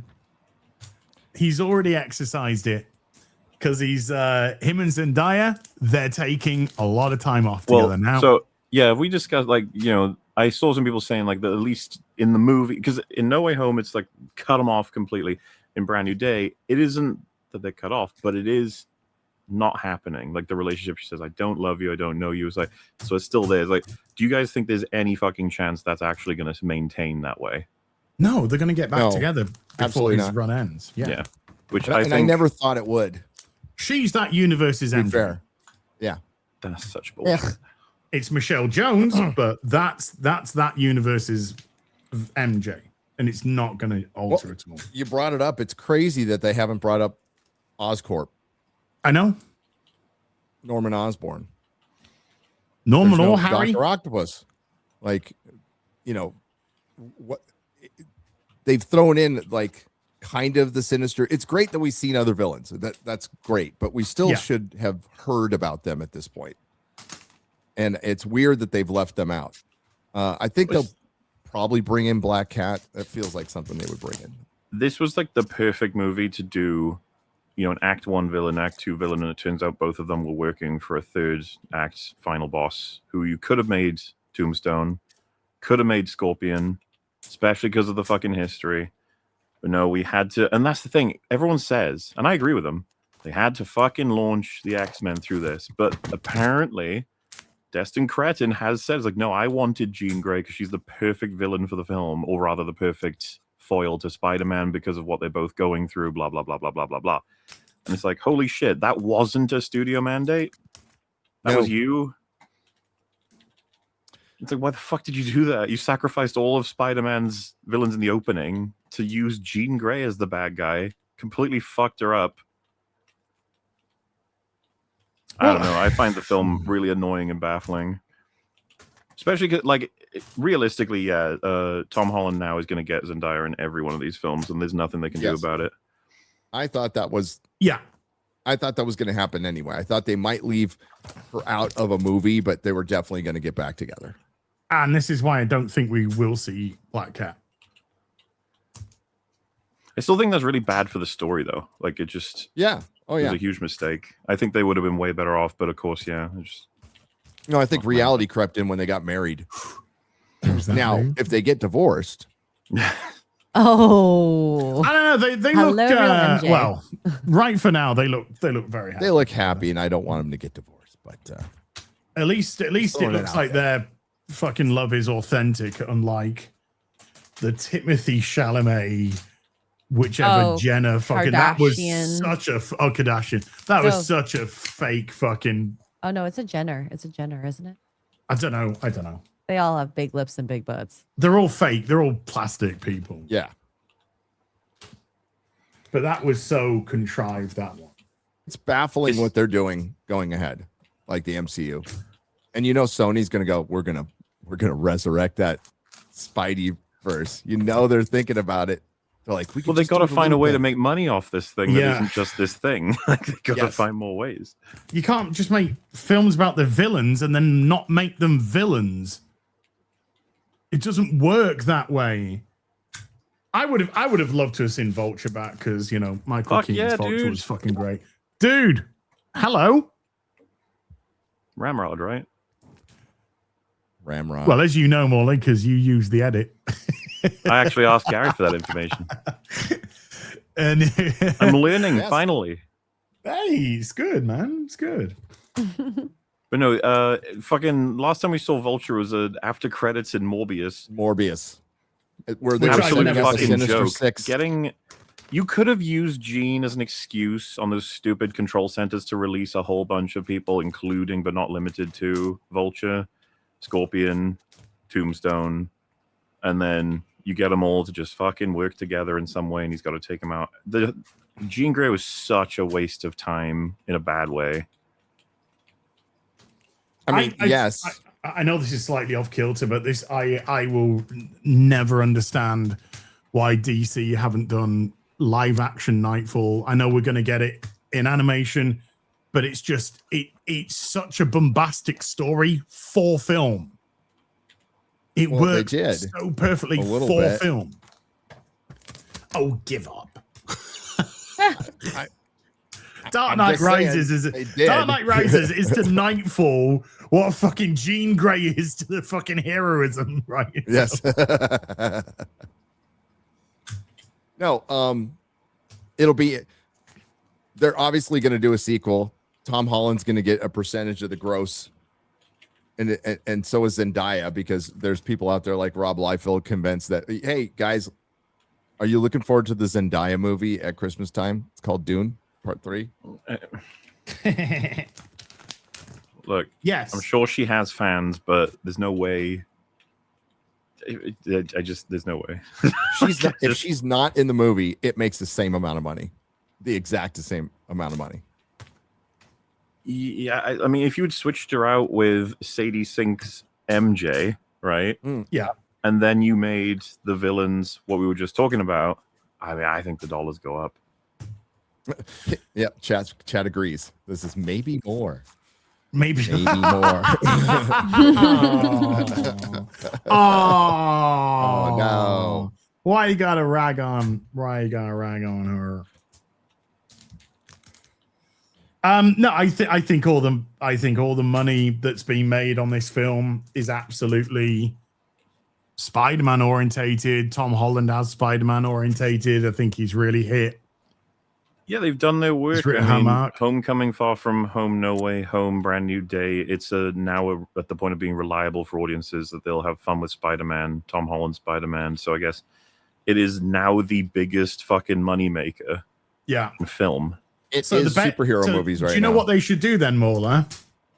They should put Yelena in the film to belittle him as much as possible to try and elevate my favorite part, dude. Little potatoes. Little potatoes. Did you see that stupid shit about the the male and female gaze posts that people have been talking about? It's like Yelena was created for women while Black Widow was created for men. You're just sitting there like, what are you trying to prove with this? Because Yelena's so fucking annoying and lame. But my answer would be to that, so what? Well, so what if Scarlett Johansson's created for men? Do you know who the major demographic is in this area? I want to go further than that. Like, if they are right, if they want to defend this position, then yeah, we need to stop making women for women, I guess, because they're awful. Exactly, terrible. Like, point taken. Natasha Romanoff is pretty good. Like, she's a pretty fucking good MCU character or an overall one at her best. Like, she ranks high for me. I really like her in Avengers and Winter Soldier and. Yeah, Yelena, good God, get off my fucking screen. So annoying. Her voice too. So lame. So up your own ass. Like, it's actually really hard to watch. And they're like, no, you don't understand. It's for women. Also, what do you like? I wonder about that. Like, I wonder how many women actually find her to just be, they're just the most amazing character ever. Yeah, I don't for think women on Twitter, she for the minority of the audience, you made this character. That's abysmal. And they do refer to her as Black Widow in this and not Yelena. Oh, whatever. She's like White Widow or Dingy Green Widow, based on her last couple of costumes. And Florence Pugh is cute woman. But honestly, the best she's looked is sitting in the pool in Spider-Man Brand New Day. The best she's looked is in that Bear Grylls TV show that she's been on. Either you see those posts about when Spider-Man and Doc Ock in Spider-Man 2, they're having their fight on the main big building. Bunch of punches moving around and stuff, and they swing down, and there's a camera shot of two just really hot women watching the whole thing going, and those people commenting like, man, we used to just have random hot women in movies. And then someone else being like, we're not ready for the conversation that the Raimi movies are quite misogynistic. It's just like, oh god, I am. You so want ready random for that fit woman in movie you want to go and watch a Michael Bay film. Exactly. Yes. This is what I'm saying. It's just like, oh God, to Like, go one of the- back. One of the most memorable things in Spider-Man 2 was when Doc Ock has got Aunt May and he's climbing up the wall, and then there's that woman and she's like, Yeah. she's just got the Raimi biggest push-up scream. bra in the world on. It's just like, yeah, we like that. It's good stuff. We can go with that. That's why people watch Taylor Sheridan shows. He just puts hot women everywhere. Speaking of hot women, there you go. I mean, that's a There great you go. cover. Oh, look at that. That's a great cover. Yeah, that's a good cover. Good. That's the stuff I was picking up when I was a kid. Oh, Off the amen. rack. Yeah. I think though, with people noticing that and noticing how sterile relationships are, as in movies, and how people comparing MJ and Peter in the Raimi versus the MCU, where it's been extremely distant and dry and like careful, for lack of a better word, if you know what I mean. Mhm. And it kind of comes across that way in a lot of movies of our current age. I wonder if there's a breaking point on that. I wonder if people are going to start being like, Jesus Christ, enough. Did you see that post about the movie where there's you're allowed to have sex for one night in the year or something like that, and that the director was told in test screenings that he needs to remove the sex scenes? I thought he No. said he removed the sex scenes because that's not what or Well, he removed a lot of the nudity because that's not what audiences come to see nowadays, and apparently in the films. Yeah, in the test bombed. screenings, which is just like newer generations apparently don't want nudity in their movies. I think I found this. The post. Because What was that? oh yeah, that might be it. That was me self. Okay. Sorry. One night only director Will Gluck. That's a good sit-in for this Yeah. topic. It's Gluck. 100% true that Change it to cock. Gen Z and Gen Alpha don't want to see sex on screen. I went through this on 2 movies. I have long pages of empirical data about it. The only thing is, I Commie! don't think it's just Gen Z and Gen Alpha. I believe it's a societal shift from taking nudity in adult situations and putting them on your phones at home for everyone. Now it's more of a private, intimate thing that people don't want to see when they're in a shared experience. Whatever. Whenever people now see nudity or very adult situations at a big theater, they get uncomfortable.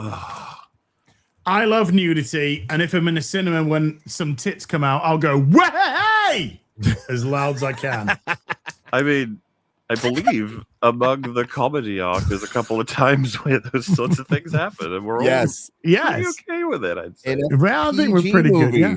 Oh I yeah, recall, yeah. yes. Do do do do do do do do do do. So- Bing bing bing bing bing bing. That was so fun. It's so weird to be old and see society go so far gone. It's back again. So Bring Gen on the Z, titties. yeah. I mean, you're like the PMRC, but you're PMRCing yourself with movies. I don't know. I think people still want to see titties. I think that is just, I think so too. And I also hate these posts that are like, name one sex scene that was important to the plot and not unnecessary. First of all, there are like thousands. But secondly, I was just like, the first one that comes to my mind, because it's one of the earliest ones I saw, because I watched Terminator when I was super young. And it's funny, it's like weird to explain it because you feel like there's no need. But it's like, do you really need the sex scene for those two in that movie? It's like, Yes. you kind of do, actually. Not just for incredibly important plot reasons, but also to be a little, more. It's like to show how close they got over the time they shared. Yeah. Like how much they mean to each other. It's like that's a fucking important experience between people. If you don't show any of it, I don't know. Maybe you don't buy as much how much they mean to each other. MauLer. And all they MauLer, need to do is who was touch the heads. woman in that scene? Linda Hamilton. No. Linda It Hamilton's was sister, Linda Hamilton's twin sister, yes. who they used in T2 as well for another. Yes. Well, Dude, hell yeah. that's a cover. Hang on. I'm blinking out. Hang on. He's spazzing out. Uh-oh. The Oh, talk no. of boobs has defeated his gay. We're fixing him gradually. Yeah. Az, show some shoulder. Don't be so. Show some ankle. Oh my Yeah. God. Society's not throw ready the for Pedro pillow. Yeah. Maybe that's where Gary's gone, and we go back, and the Pedro pillar's just All right, no, vanished somehow. it blinked out, and the only thing I Yeah. heard was gay. I think that's what you wanted. He's still under the spell. Yeah. Well, as a direct comparison, awesome. by the way, because we have fucking examples of this, but like, what is the modern version then of Terminator? It's like, well, it's a 250 million budget for no reason. It's an insane plot that doesn't make any fucking sense, that ruins all of the lore, it kills all your favorite characters, and it has no boobs. It has barely any fun action. It has no blood. No masculinity. Women. That's what I'm saying. It's men. like, I already know what it looks like because we've Yeah. we've had Slop. loads of these examples already. Looks like utter slop. Mm-hmm. I don't Before I need no flipped out, man. Risky Business. Oh yeah. That was actually a really important sex scene in that That's a movie. coming of age, coming of Yeah, age yeah, stuff, yeah. and Risky Business. One of the Dream first sex scenes I soundtrack saw. in the background. It was great. Fatal Attraction going a little bit later down the line. Fatal Attraction. Remember, we used to have sexual thrillers. That used to be like a genre. Body Heat. Oh, like horror. Body film? Heat, yeah. 9.5 weeks. Well, and then girls had the rom-com, which always had a sex scene. Yeah. Well, the the guys sex went thriller sort of morphed into the sex comedy. Then again, the sex comedy's been around for a Okay. good while. What you're showing off right there is Yeah, peak Spider-Man yeah. right there. Nothing can And stop I the don't know Juggernaut. if you saw that one, but that was the one before it, obviously. Yep. Brilliant freaking story. Oh, the no, I might just have- juggernaut, bitch. That's Oh, one of the his catchphrases, right? Do you know what? She ran through that wall so quickly, she grew a penis. What? Is that what happens when you run through walls? Apparently so. Remind me not to do that. Apparently so. Apparently so. That's what I heard anyway. I think everyone But wants us to mention Basic Instinct. There, we said it. Yes, Basic Instinct. Did Is I it No, more there of was a a- dude movie or a girl movie? You could say that the sex was important in that film to the plot. Yeah. You could say that. Remember I don't know if Species? that's something you want to share. Oh my god. Sorry. Well, you know, Why would you do that? how couldn't you? That dude's just What? like, hey! All Success! I still got it. Yeah. Somehow, Those the guys thing are that I in wanted studio this attention from time. got attention. Go on. Starship Troopers is a really great pull because I think I did watch that without having any clue, and I was like, what a wonderful surprise. Oh, Yep. yeah. Dina Mayer's little cherries. But also, it's showing that multi-gender showers. Hey, you know what? It was an important scene. for the plot. It was to was. me. They're all important scenes, damn it. Species. But now we touch another heads. one. There you go. Species was That's what I'm saying. It's not even necessarily that as strictly obvious as that. Like, as in, like, it needs more nudity. It's like there's more just. It feels like everybody's very scared of each other in that realm on movies.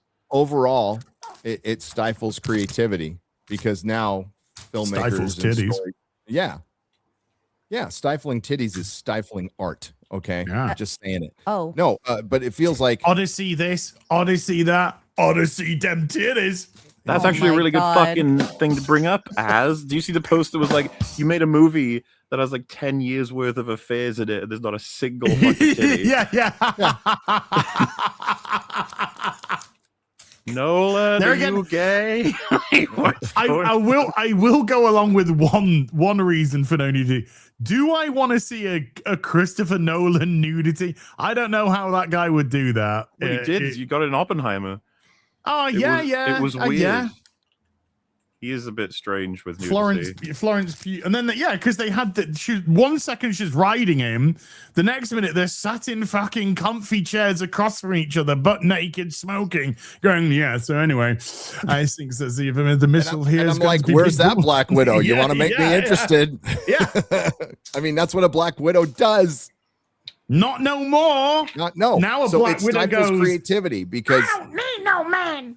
writers and directors are like, okay, we can't have We can't have a male mentoring a female. We can't have a sex scene. We can't have, until Spider-Man Brand New Day, we can't have a black guy be a bad guy anymore.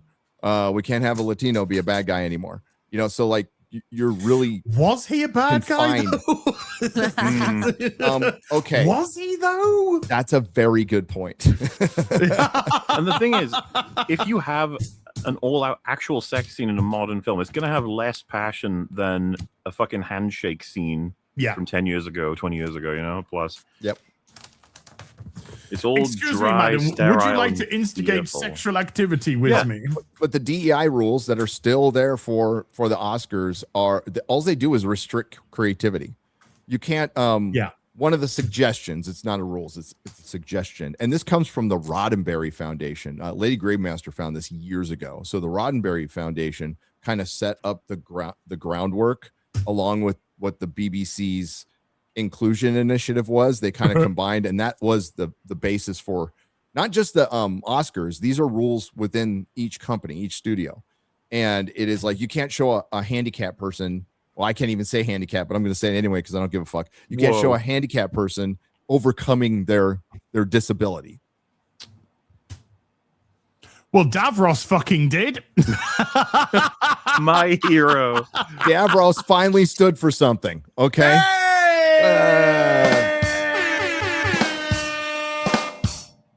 I'm waiting for my governor, Greg Abbott, to do that.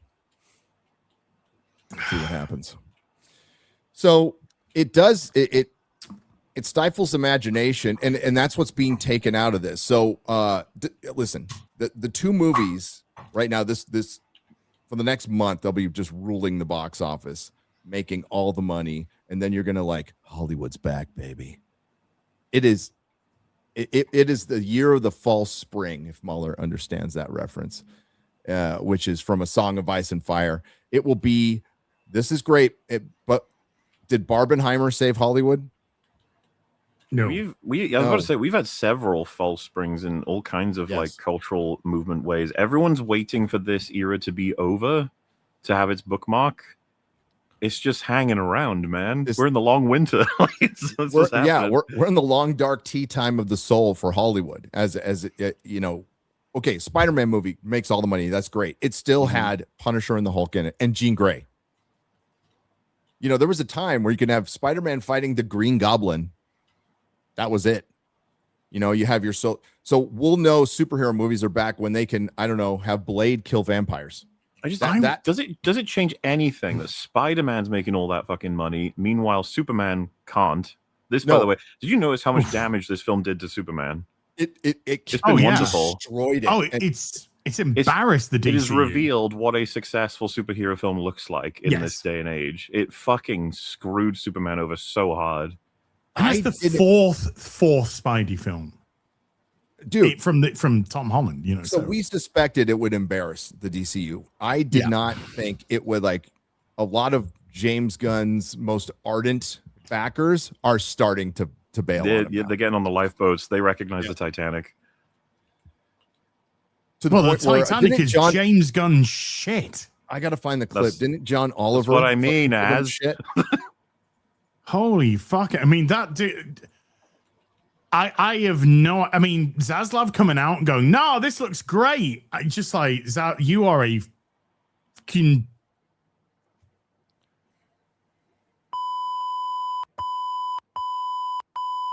Good. I don't know why he's bothering to do that. He's never bothered to do that before. Trust me, with those words you wanted me to. See if you could find it. I was in the car and I read it, so I didn't hear it, but it was somebody talking about John Oliver going after James Gunn. John Oliver's a funny anyway. I've seen that just clip. Making a joke about it. Yeah. Well, yeah, it's more so about the fact that people who you wouldn't expect to taking shots at how fucked up James Gunn's DC currently is. Which is nice. John Oliver. He can go back to your stupid country. No, I love. No, don't want him. Don't want him. Don't want him. Please. Don't want him. Yeah. John Oliver can go. He's yours now. He's yours. No, you have him. no, you keep the him. point. You keep the him. point is, Gary, it's nice that everyone's slowly catching up to us from like 4 years ago. Yes, exactly. But we're still wrong. But we're still wrong.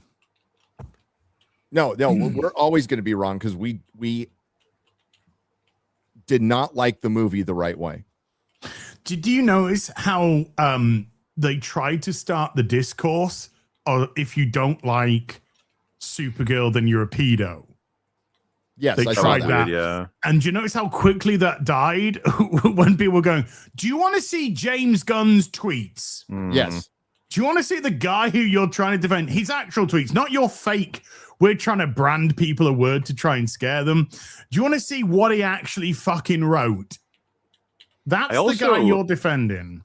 I It's on do Twitter, think to an X-Ray extent they were like preparing for battle on behalf of Supergirl, and then everyone either didn't even bother seeing it or did see it, and they were like, "Fuck, there is no defending this." You know what I mean? Like it almost even beyond the fact that it's hard to defend on a quality level. Like they didn't have the passion for it.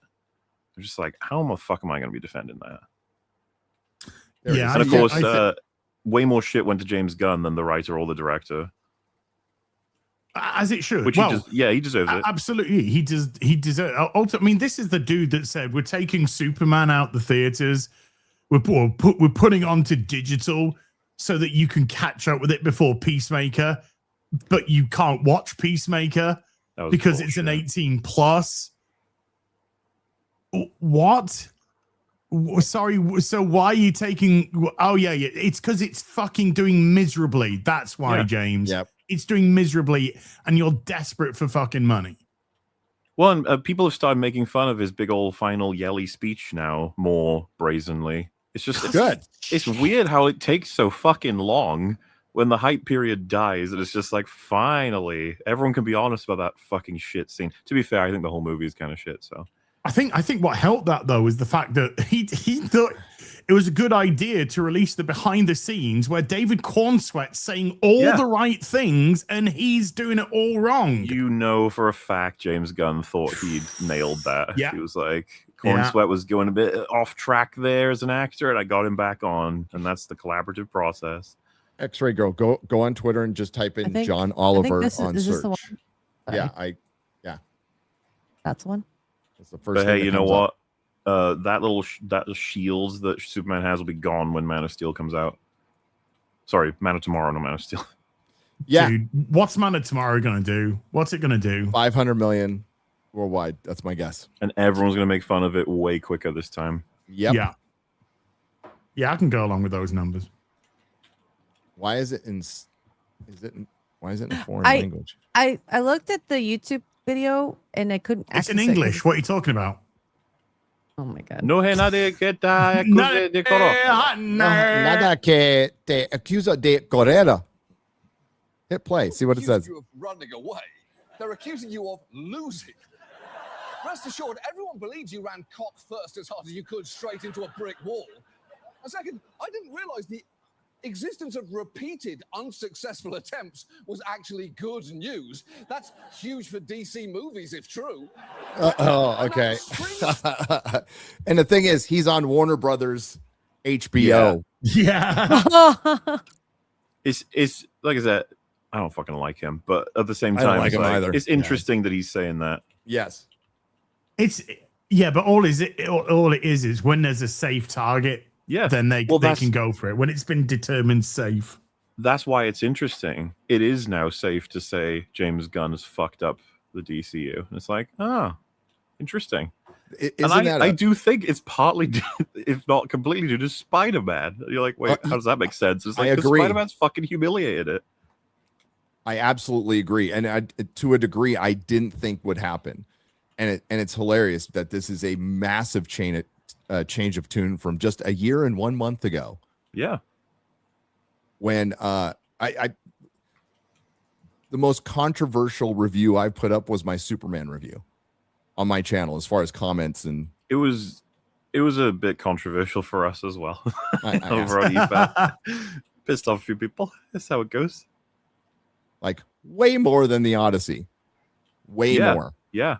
And it was, and then it quieted down a couple months later, and here we are today, MauLer and Az, you too, X-Ray Girl, and and the tune is completely changed from a Spider-Man movie, which we all knew. I mean, I was so off on my prediction though, because I said Spider-Man Brand New Day would outgrow Superman and Supergirl combined. I I didn't say it was the first week though. Well, Spider-Man is the complete fucking opposite of Supergirl. We all got, I assume anyway, we all got it wrong on like under predicting how well Spider-Man would do. Yes. Yeah. Yeah. Because all of us would have guessed it would do great, but fucking hell, not that great. Jeez. Yeah, I thought it was going to do around. I agreed with. There was like various predictions going around, but I agreed with the one that said between 500 and 550. I thought that seemed the most realistic. Then it looked like it was actually just going to do over 600, so maybe between 6 to 7. But that was when we had more data.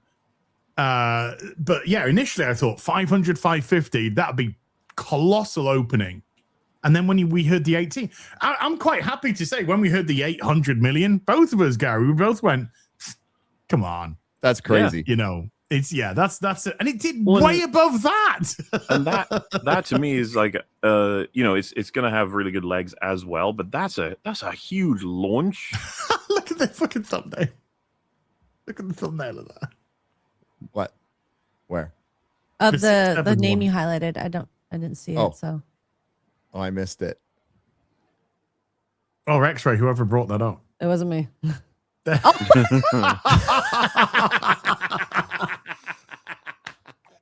that's an Odyssey I could get behind, you know. Dude, yes.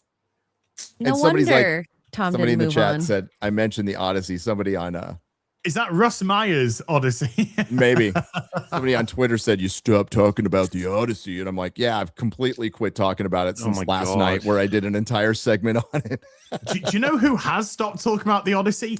Everybody, because there's Yeah, of nothing course. to really talk about with it. Oh, it's so satisfying because it's just confirmation of how much nobody gave a fuck about that movie. Exactly. The only Nobody- conversation around the Odyssey has been on, you were wrong and we were right, or your side got pwned and our side won. What did you think of the film?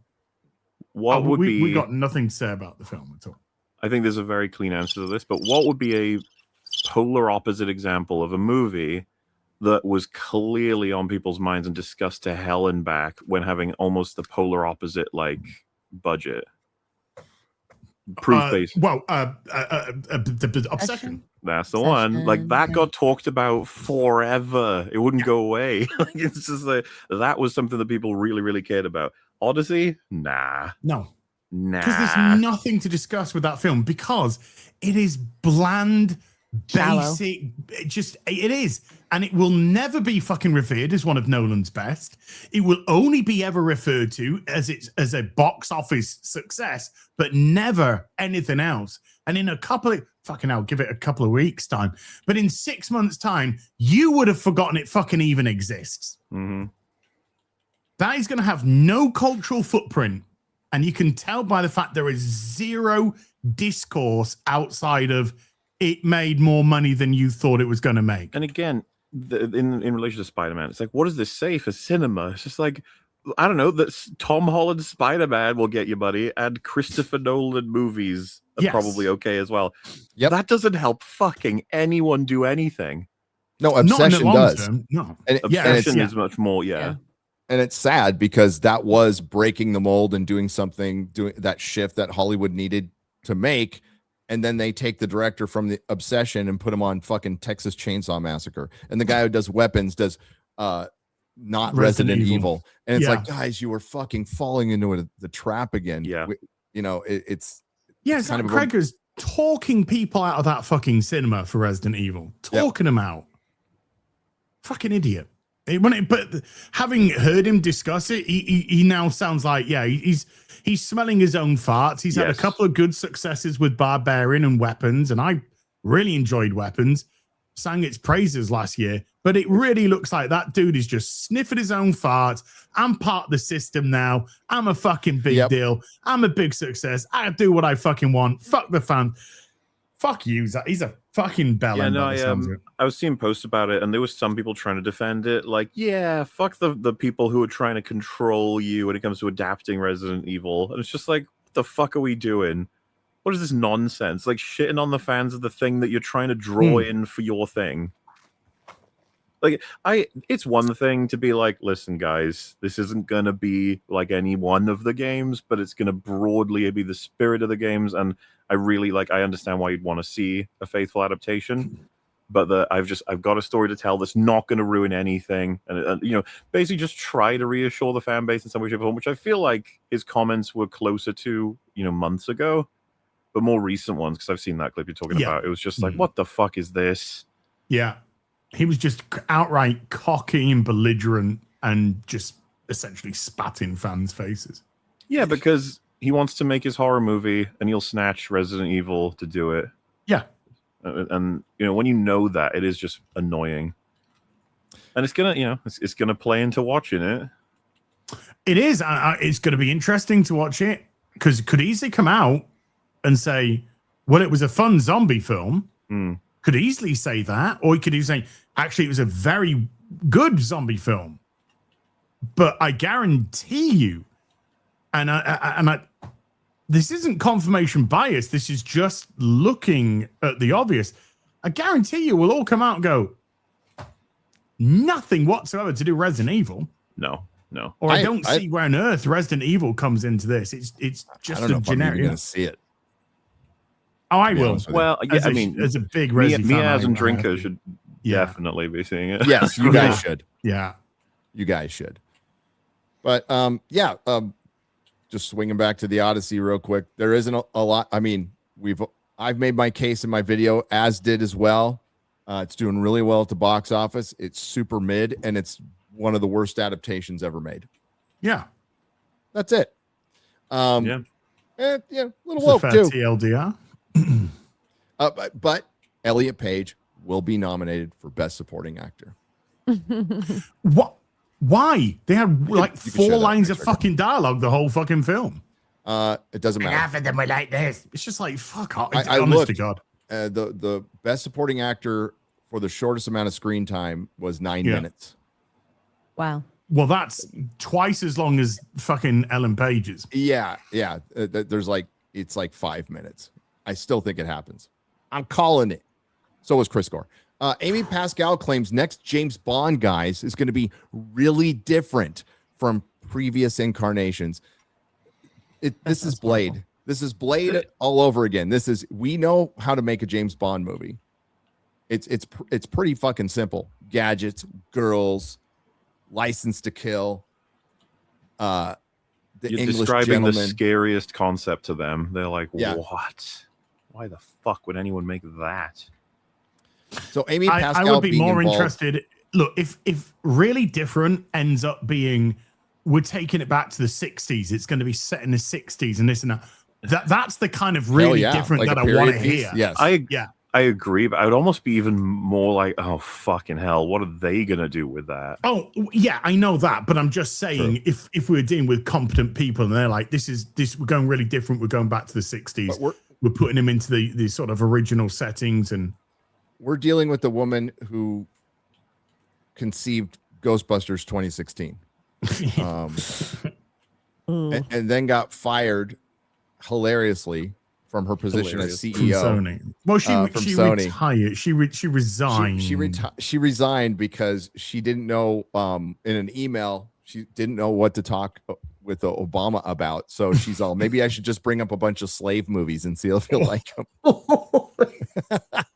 Based. Okay. The search for the next James Bond is officially underway, and producer Amy Pascal has offered a potentially ominous tease about what Amazon MGM Studios has planned for the legendary British secret agent. By the way, Denis is going to be directing this, right? And I don't think he's the right guy.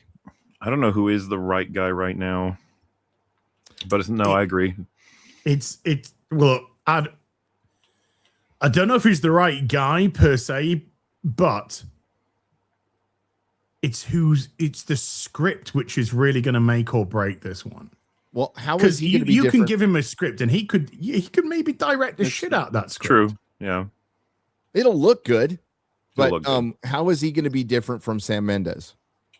Because Sam Mendes, I think, has I think Skyfall was a good effort from Sam Mendes, and I think Spectre was a fucking disaster. But right, I still think they're a bit sterile for Bond movies, and I think there's fucking modern Bond, and like the further you go along in that era, The Craig, I don't know about you guys, but like the Craig Bonds, whenever I think about them, I have disconnected them from my concept of Bond. Like they are this island. Even though Casino Royale is fucking awesome. Yep. Yeah, he's Daniel Bond. Yeah. You know, it's kind of he's a 00 agent. He's 009.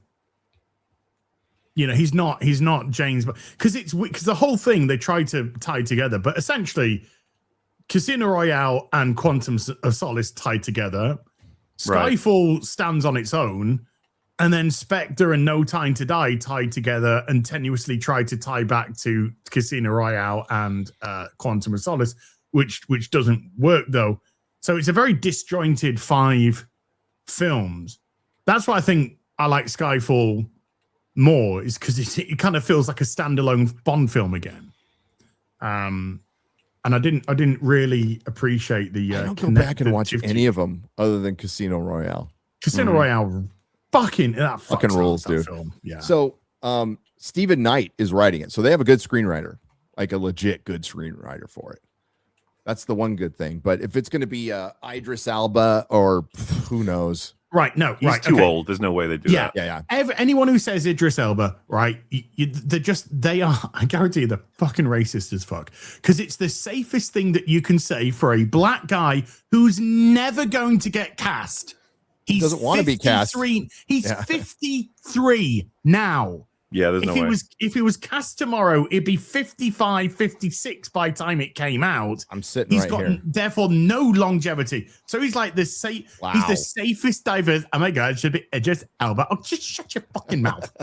Listen, Been saying Gary, it for 20 years. You can't be Bond either. I'm sorry. Gary can. You've just crushed my dreams, MauLer. Gary can be Moneypenny. Hey, I'd make a hell of a money penny. All right. That's what I said. That's right. That's right. Pascal, I almost thought Pedro Pascal for a moment there. Pascal indicated. Oh my God! The game did you win? Announcement could arrive before the end of 2026. I would say by the end of the year is a good bet. We are being really, really methodical, having worked with Barbara Broccoli, dude. In the studio. I mean, Daniel Craig is a hard act to follow. Not really. No. Not by the It's got to be something really different that is stirring and exciting and different. So, okay, wait. She just hang on. Go back. Oh, don't just MauLer and I just want to read that quote James again. Bond's stirring, exciting, and different. Well, no. And it's got to be something really different that is a stirring and exciting and different. Yeah, no, she's quoted. That is what she said, apparently. But yes. They're just quoting what she said. Dude, she's fucking tweaking like a motherfucker while talking. Yeah, she doesn't look sober. So we'll find out. This, you can interpret this as we're going in a different direction from. I'm just trying to be positive, somewhat, from the Daniel Craig era, which was let's make James Bond Jason Bourne, which is boring as fuck. Because Bond's got, no offense, Jason Bourne, but Bond's got a personality. Yeah. The Bourne films, I remember the first one. They all kind of feel the same to me. Well, they are all the same after the first one. Yeah, it just feels the same. By the way, I cannot remember anything of the Jeremy Renner. I cannot remember a thing that happened in that film. Oh yeah, I did watch that. Did you watch it, MauLer? No, but I might have forgot. Yeah, quite possibly. Honestly, you put a gun to my head and say one scene in that film, I'd be like, oh God, I'm dead. Don't give me hope. Yeah.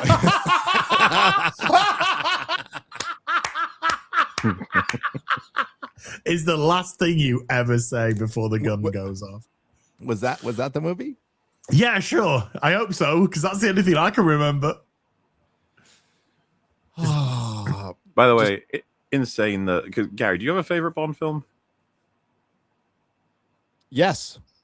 What is it? Live and Let Die.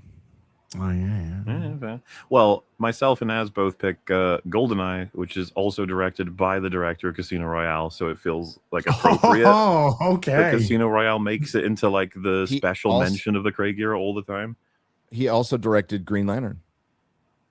Okay, yeah, but Mask of Zorro, that was a good movie. Okay, third time unlucky. GoldenEye's in my top 5 for sure. GoldenEye's awesome. I fucking love GoldenEye. Oh, GoldenEye fuck to me yeah. is the Perfect. blueprint that they should have worked with for being able to modernize Bond. Like that's as modern as I want him to get. You know, I don't want to be like, we got to push him even further. We got to get him into the 2020s, 2030s. He's just like, nah, I think we're good. I don't think we need to go much further than, because it was already a fucking great effort to push him that far forward, right, with the Cold War ending and everything. Yeah. But yeah. it goes so much further that at this point, yeah, he's become like, isn't it insane that we have like this revolutionary time for potential gadgetry, and they'll give him like, here's your gun, it shoots bullets. Like, okay. What did you expect? An exploding pen? Exploding pen, yeah. What's your favorite bad Bond movie? Moonraker for me, all the way. Moonraker's hilarious. I feel like Fucking that's a love good pick, Moonraker. yeah.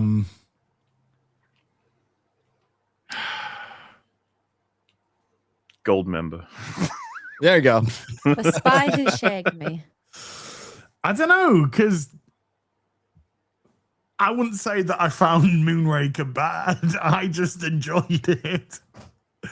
Connor Moore had, obviously there was a much bigger injection of humor in there. I fucking adore A View to a Kill as well. It's That's one a of my bad favorites. movie too. Octopussy one was of my considered good at the time. People loved it. Yeah. Thought it was really good.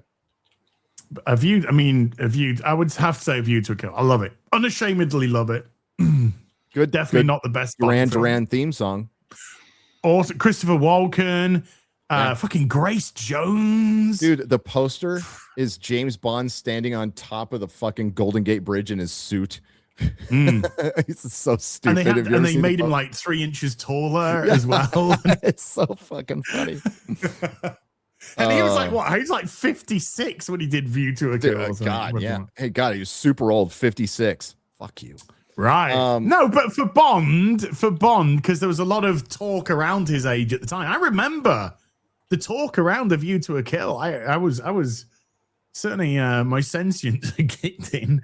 But I remember them talking about it, and he was talking about how they made him look taller and thinner in the poster and stuff. It was funny. And he's like, well, yes, I was like 56, you see. Oh. Never Say Never Again? It's an unofficial Bond film. It's unofficial. It's an unofficial to complete the Sean Connery contract. Kim Basinger with sweaty armpits. That's the one thing I remember. That's the one thing I remember. What about you, MauLer? What's your guilty pleasure Bond? Probably Die Another Day, just because of how much I like Pierce Brosnan Bond. So I can don't see still that enjoy the shit out of it, even though it's so fucking campy and goofy and retarded. That is probably got the worst Bond theme ever from Madonna. Another day. It's like, what the fuck is that, Madge? I want to die today if I have to listen to this song one more time. The Invisible Aston Martin was fun. Real quick, there is a way to interpret this that they want to go a different direction from Daniel Craig, but it's Amy Pascal saying it. Yeah. So And Amazon. Elliot Page will be James Bond. Remember, this is Amazon Studios that didn't want to green light Stargate because yes. it was too family orientated. It was too normie orientated. This is also the one that cancelled Conan because they couldn't get a Conan series going because that would be problematic for them. Die. Dude. Yeah. So I have no hope that when she says something, different, whatever, I have no hope it's a good, positive thing. Oh my God. You can make a Conan series. You can make a Conan movie. You could do fucking both. the lore on Conan is something they've never really done, even in think- the good Conan movie. Someone just mentioned as well that didn't they got the full cast on board and they still canceled the Fargate remake. Yes, Stargate.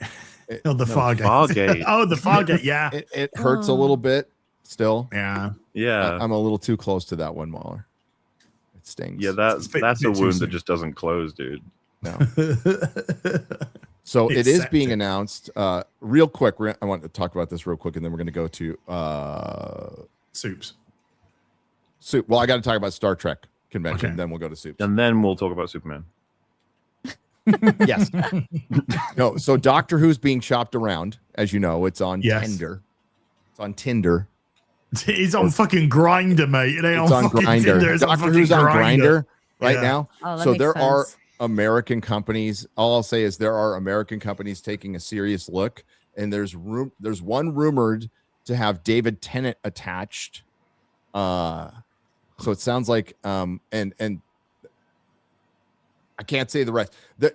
What they want to do is, it seems like competing companies want to use an old doctor to pass the torch to a new doctor and kind of set it straight. How far are they going to set it straight? I don't know, but there is a desire amongst some people to deal with the timeless children. I can't say get rid of it, 'cause I don't think they ever would, but Well, it deal would be with fine it. if the old doctor is fucking Capaldi. Is it crazy at this point to say Mhm. that, one, we should be going dormant with Doctor Who for a very long time? Two, when they return, so to speak, with a Doctor Who, that it probably should just be relatively like solid, experienced, refined actor of the time, and that they just start telling stories and we don't even touch what came before until they really have proven to the audience what they're doing. And three, if an old doctor were to come along and pass the torch, that there is at this point more delegitimacy to David Tennant turning up than many of the others. Yeah, I don't want to see him Well, again. There's an I don't wanna see him. article. He's my favorite fucking doctor, and that- I don't want to see him again. That's why I feel somewhat free to talk about it. So there was an article out on, I think, we certainly hope to have a discussion. Stargate Independence Day writer wants to reboot Doctor Who after report claims he wants to bring back David Tennant. Yes, that's the one I saw too. I wouldn't bring back David Tennant. I would They did bring it back already. somebody. They did it already, and they fucked up. That's true. I would bring back Paul McGann. Yeah, I'd do Paul I'd be way McGann. more on board with that. I'll be fine with that. I'd bring back Matt Smith. I'd bring back Christopher Eccleston. I'd bring back Peter Yeah. Capaldi Yeah, before I brought back David The Tennant. ones that I won't bring back, a Tenant, don't want to see him fucking near a Doctor Who ever again. Fucking piece Or of the shit. last two. Shooty Gatwa and Jodie fucking Whittaker. They can don't all even need to- fuck off. you don't need to say bringing I know, them I know, back. I They know, were, I know. They were never there. They They're are getting memory goes without hold, saying. like- Yeah. Well, the reality is, it met a lot of people in Vegas, and the thing they still bring up is they found me through Doctor Who or EFAP. That was nice too. Thanks, EFAP. Really? guys. cool. Yeah. A bunch of people, either Drinker or EFAP have found me. So thanks. I'd bring back Peter Davison, but real quick, MauLer, I think it's important. You either deal with the timeless children or you fully reboot it. And I think fully rebooting it I wouldn't even watch it, dude. Because Doctor Who's been dead for a long time. They've been making it, but it's been dead for a long time. And now that I'm going back and watching it with my son again for the 50th time, it just, you feel like how long it's been dead now. When you go back and watch, Tennant's first season or second season, those are almost, Jesus Christ, they're almost 20 years old. What it is, Yeah. he took over Well, 2006, so it's 20 years. So That's crazy. Yeah, it's crazy. Yeah. Sorry, MauLer, you were going to say something. I was just going to connect that, like, as sort of ruling them out is similar to being like, if we bring back a Skywalker, it won't be Rey. It's like, Exactly. Well, she's a Palpatine dude, so Yeah. like, So did you see you mentioned Star Wars holocron or whatever holocron What would earlier? what would you guys? Okay, quick, like in 2 sentences. How would you deal with the timeless children realistically? The master. Okay, Master. okay, But it's same here. basic. It's basic and easy. And there you go. Boom. As we were talking about Doctor Who, just randomly talking about Doctor Who, and Az came up with a great scenario to reintroduce him. It was awesome. It's a guy talking to a kid. Yeah, Capaldi would be sat like on a wall with a little kid. Like the kid's like 8, 9 years of age, and he's sat on there, and maybe he's got his packet of fucking jelly belly, jelly babies or whatever, and he's talking to this kid, and he's just literally exposing, saying, and then the master put all this weird stuff into my head as I was attempting to regenerate about all these other lives which I didn't have, and all this stuff, and he kind of goes on a little bit like that. And then it kind of ends with him saying, so anyway, I had to stop the regeneration. We'll get back to that a little later. And here we are. And then the kid's just like quiet, and he's just like looking at him, and then he's sort of like, right, well, I guess we better be off then. And then the camera sort of pans back, and there's just like a fucking army of soldiers like surrounding with all their like weaponry out or whatever. Because the kid is actually a very, very wanted alien. The most dangerous being in the world. And the doctor's like bringing them in. Just thought that'd be like a funny I like it. way that the doctor kind of re-engages. Since we're engaging in such crazy fantasy, I know. this is never going to happen. But, I know. Something I liked about their approach with Angel Season 5 for repairing shit was first steps was just telling solid stories first, reestablishing foundations. And it wasn't until more than halfway through the season that they start to repair and apologize. Basically, like, listen, we want to prove first that we can actually tell fucking stories again, and we can get all these characters in places you'll actually enjoy. And then it's like, right, now that we've done that, it's like, okay, so Cordelia, we are so fucking sorry about that. This is, and it's the kind of thing where you're sort of sitting there and you're like, okay, I can take you seriously now because I do enjoy what you're doing, and I can see that you care.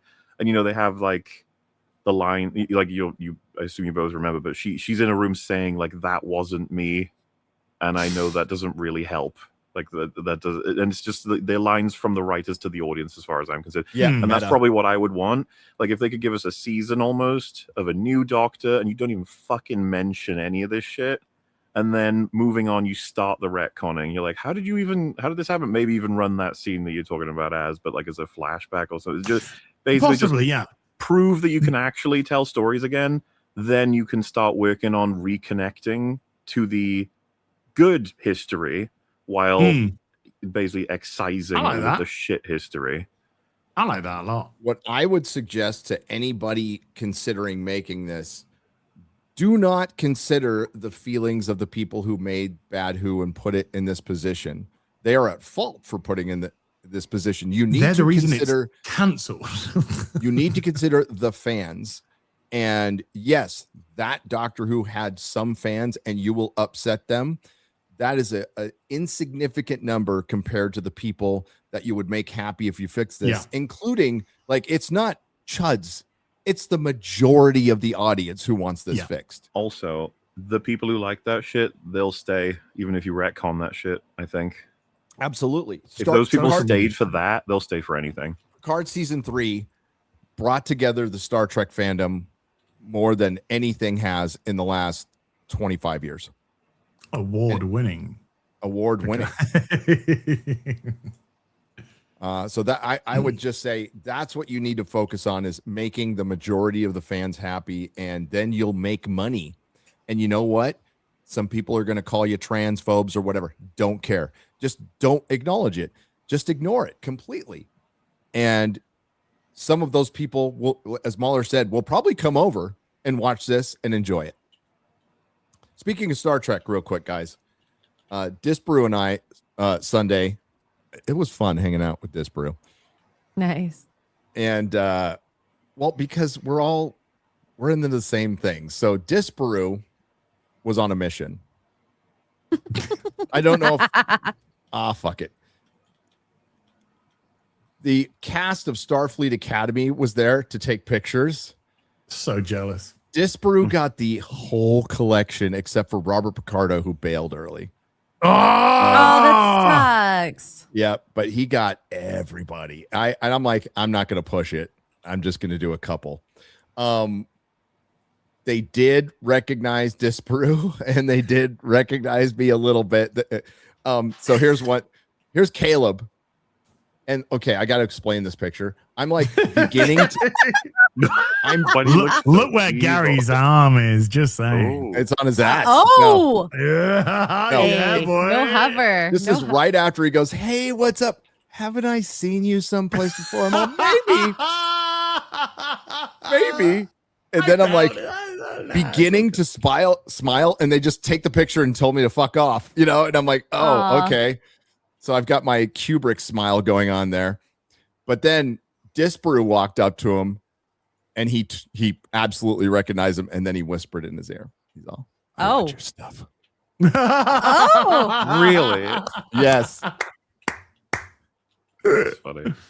That is funny. I wanted to video Disparu taking pictures, but they wouldn't let us take cameras out. It was the funniest fucking shit. It Oh was my so God. fucking funny. So, because most of it, according to Disparu, was they would walk up and they do their generic greeting. They go, "Hello, hi."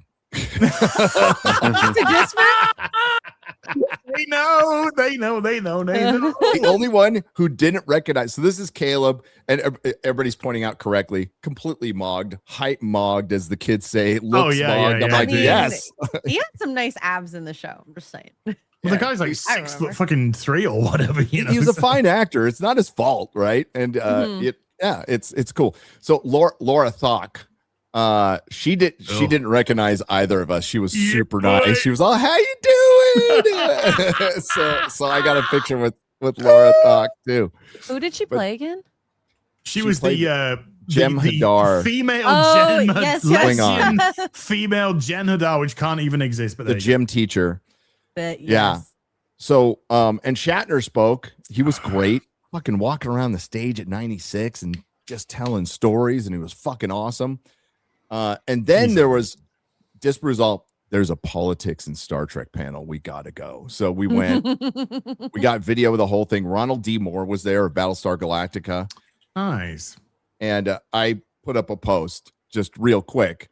They were preaching diversity and inclusion without having a single libertarian, fucking independent or Republican on the stage at all. Like there was no diversity or inclusion of thought on that one. And they just ripped on Trump for an hour, and didn't talk about Star Trek. Right. And like, if you could have a balanced conversation, that would have been nice, but there wasn't a balance. And then this fucking, who I didn't know who the hell she was. Some woke white woman is up there going, we have a monster in the White House, and we need to we need to practice empathy as much as possible. Mm-hmm. And then in her next breath, she called half the country idiots. I'm like, I don't think you know what that word means. Was the crowd whooping and clapping? Oh yeah. They mentioned Elon Musk, and 2 people booed, like loudly, and I almost cheered, but I didn't want to give myself away. Right. So You'd had your but I got photos it all- by then, hadn't you? yes, we did, but I wanted you to go. get video of the whole panel because I'm gonna totally do a video on this. But Was there a risk then of like the audience not noticing you just generally? Like, did you see anybody sort of give you a second thought? Like, wait a minute. Oh, we got dirty looks. Yeah. We did not in that panel because they were all looking at the panel, but we 'cause got you're dirty white. looks. Yeah, we got some people coming up and saying hi, and we love your stuff too. So, nice. Oh. But the average age, I'm not even kidding, is 50. Do you Was ever fucking 50? do you ever get someone just walking up to you saying like, "Hey, I wanted to say hi, but I really hate you." Just anything like that? No, but at Bell County, I got a nice guy who came up and goes, "I love your stuff, and I watch everybody, but Captain African American, man, that's a little too much."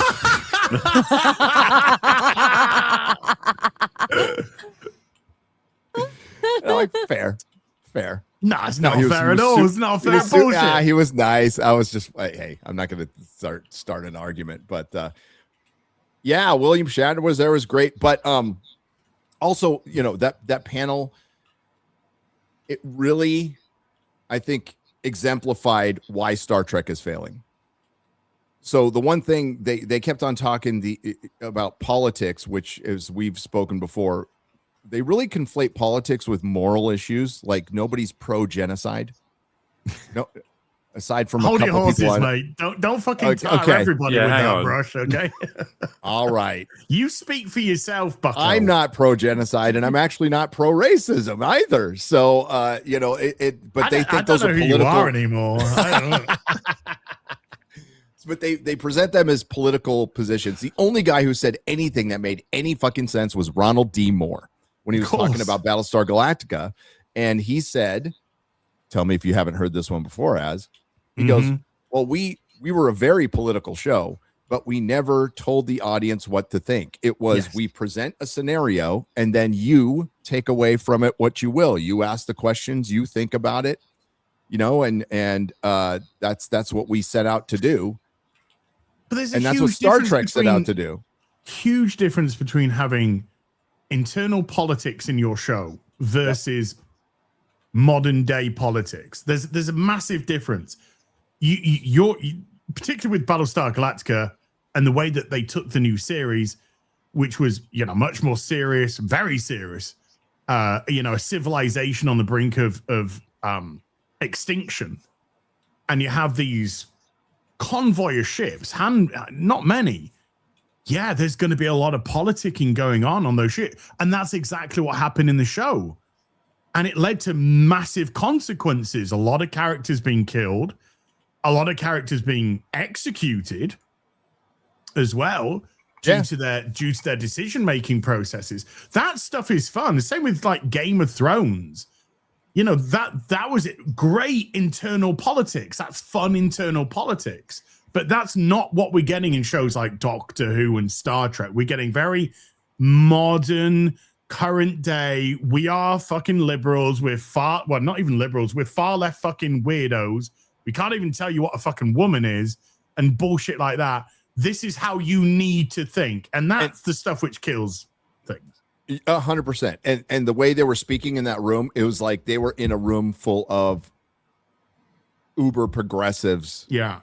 Like extreme progressives. They weren't even considering at all that there might be other people in there who might not totally agree with them. And the whole panel was about, it said politics, but they opened up, by the way, they opened up just saying fucking monster in the White House, whatever. And you feel however you want about Trump. But then it goes into, well, we need to have more inclusivity and empathy and be together and be one. It's like, except for those motherfuckers that we all hate. And it's like, you guys just hypocrisy. It's just hypocrisy. Don't get it. That's the Michael Caine line from Austin Powers.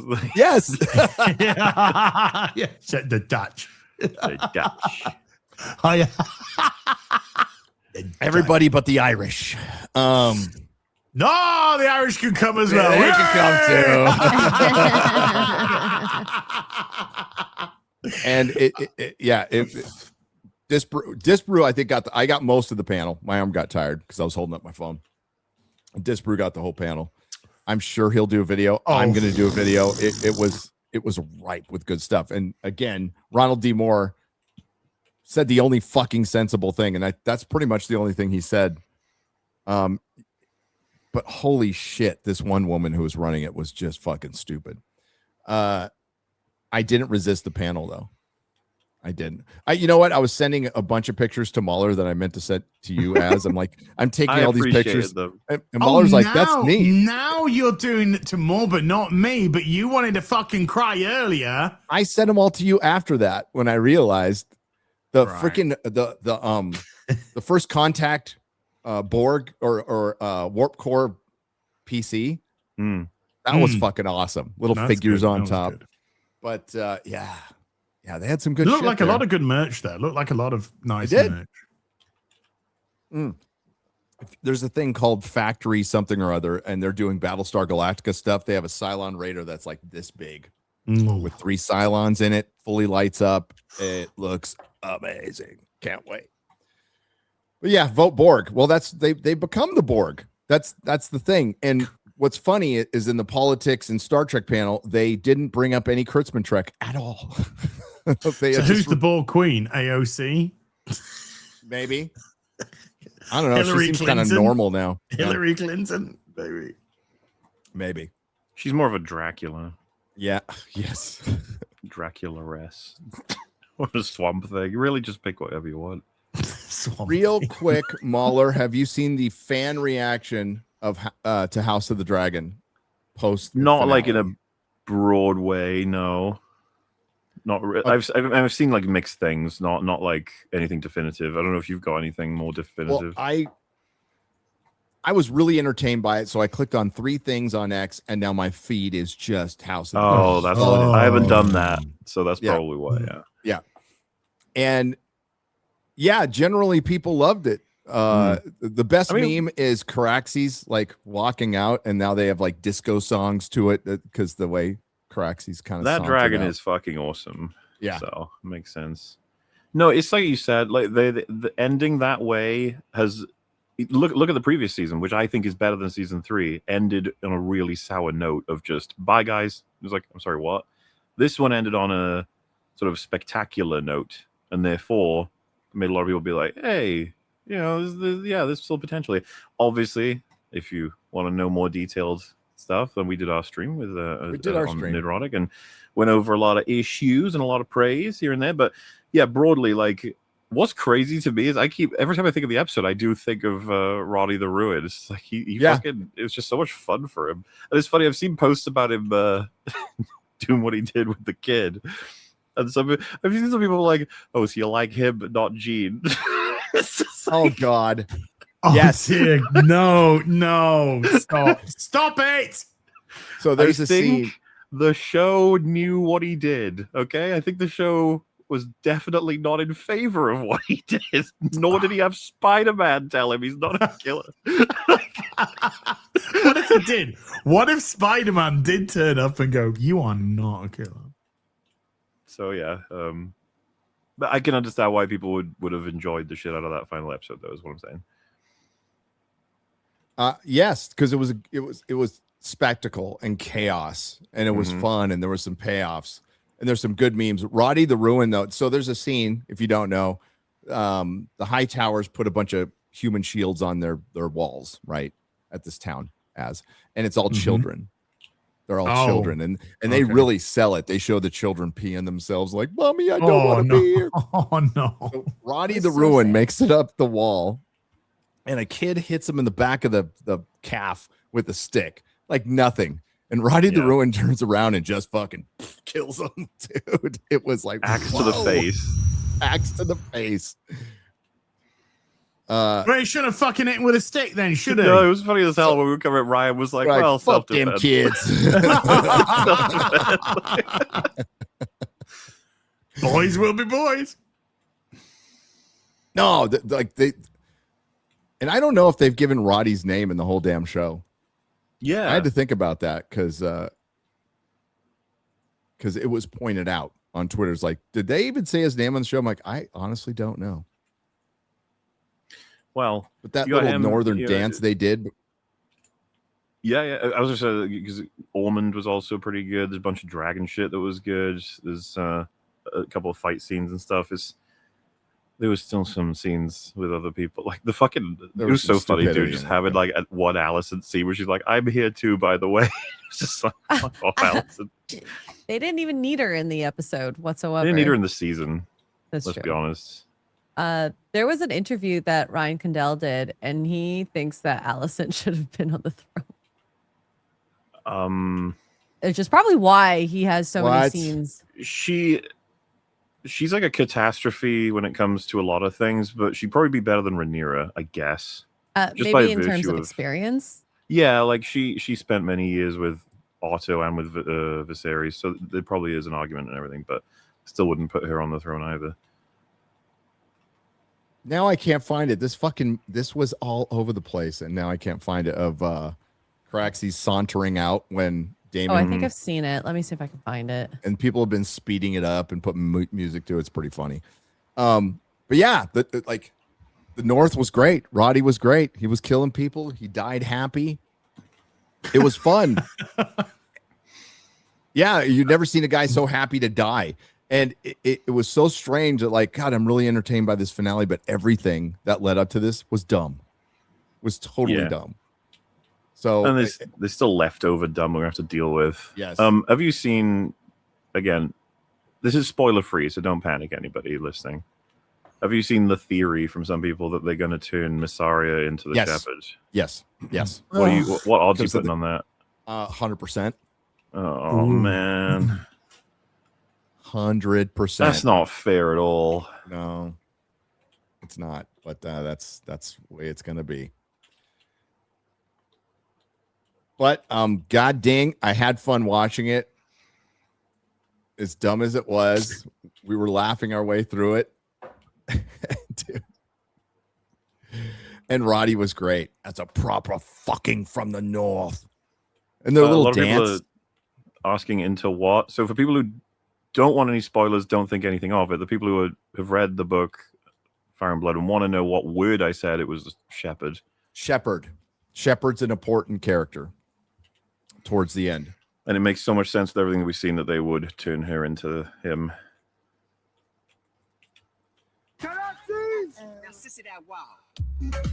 Yeah.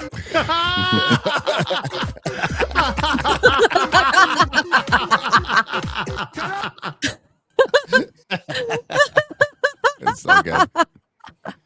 All right. I will say I'll be excited to see them do the God's Eye shit in season 4 at least. Though they got some building up to do for Aemond at this point. I feel like he's waned in this season completely. Especially compared to his brother. Oh, I know. Yeah, Daemon's alive. Still. Oh yeah, sorry, Aegon. Yeah, Daemon's still in the good books, but Aegon's fucking awesome. Aegon is awesome. Never thought I'd like him. He kind of got like a very similar story to Joffrey-ish. You know, no, he's not supposed to be liked, and then, damn, that redemption arc. All right, Joffrey. Wait, just not liked. You took not as evil. Do you mean Jamie? Oh yeah, Jamie. Sorry. I didn't like that fucker, Joffrey. No. Sorry, I mixed my blondes up. Okay. Jamie's redemption arc that is still ongoing in the book is fucking great. It's like one of the best things about it. No, and even like the show did really well with it, because I remember hating the shit out of him when he was like Ned Stark's direct antagonist. But then by the time you get through season 3, I was like, oh fuck, he's kind of like one of my favorite characters now. Damn. Yep. Imagine being such a bad shag that you'd rather go home to fuck your sister instead. Oh, when Az used to care about this universe, eh? Yeah. That was one of the most bizarre fucking things I think I've ever seen in television. Yep. I mean, look at his sister.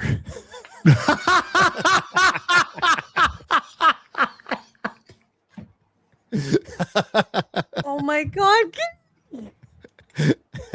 They're not real brother and sister.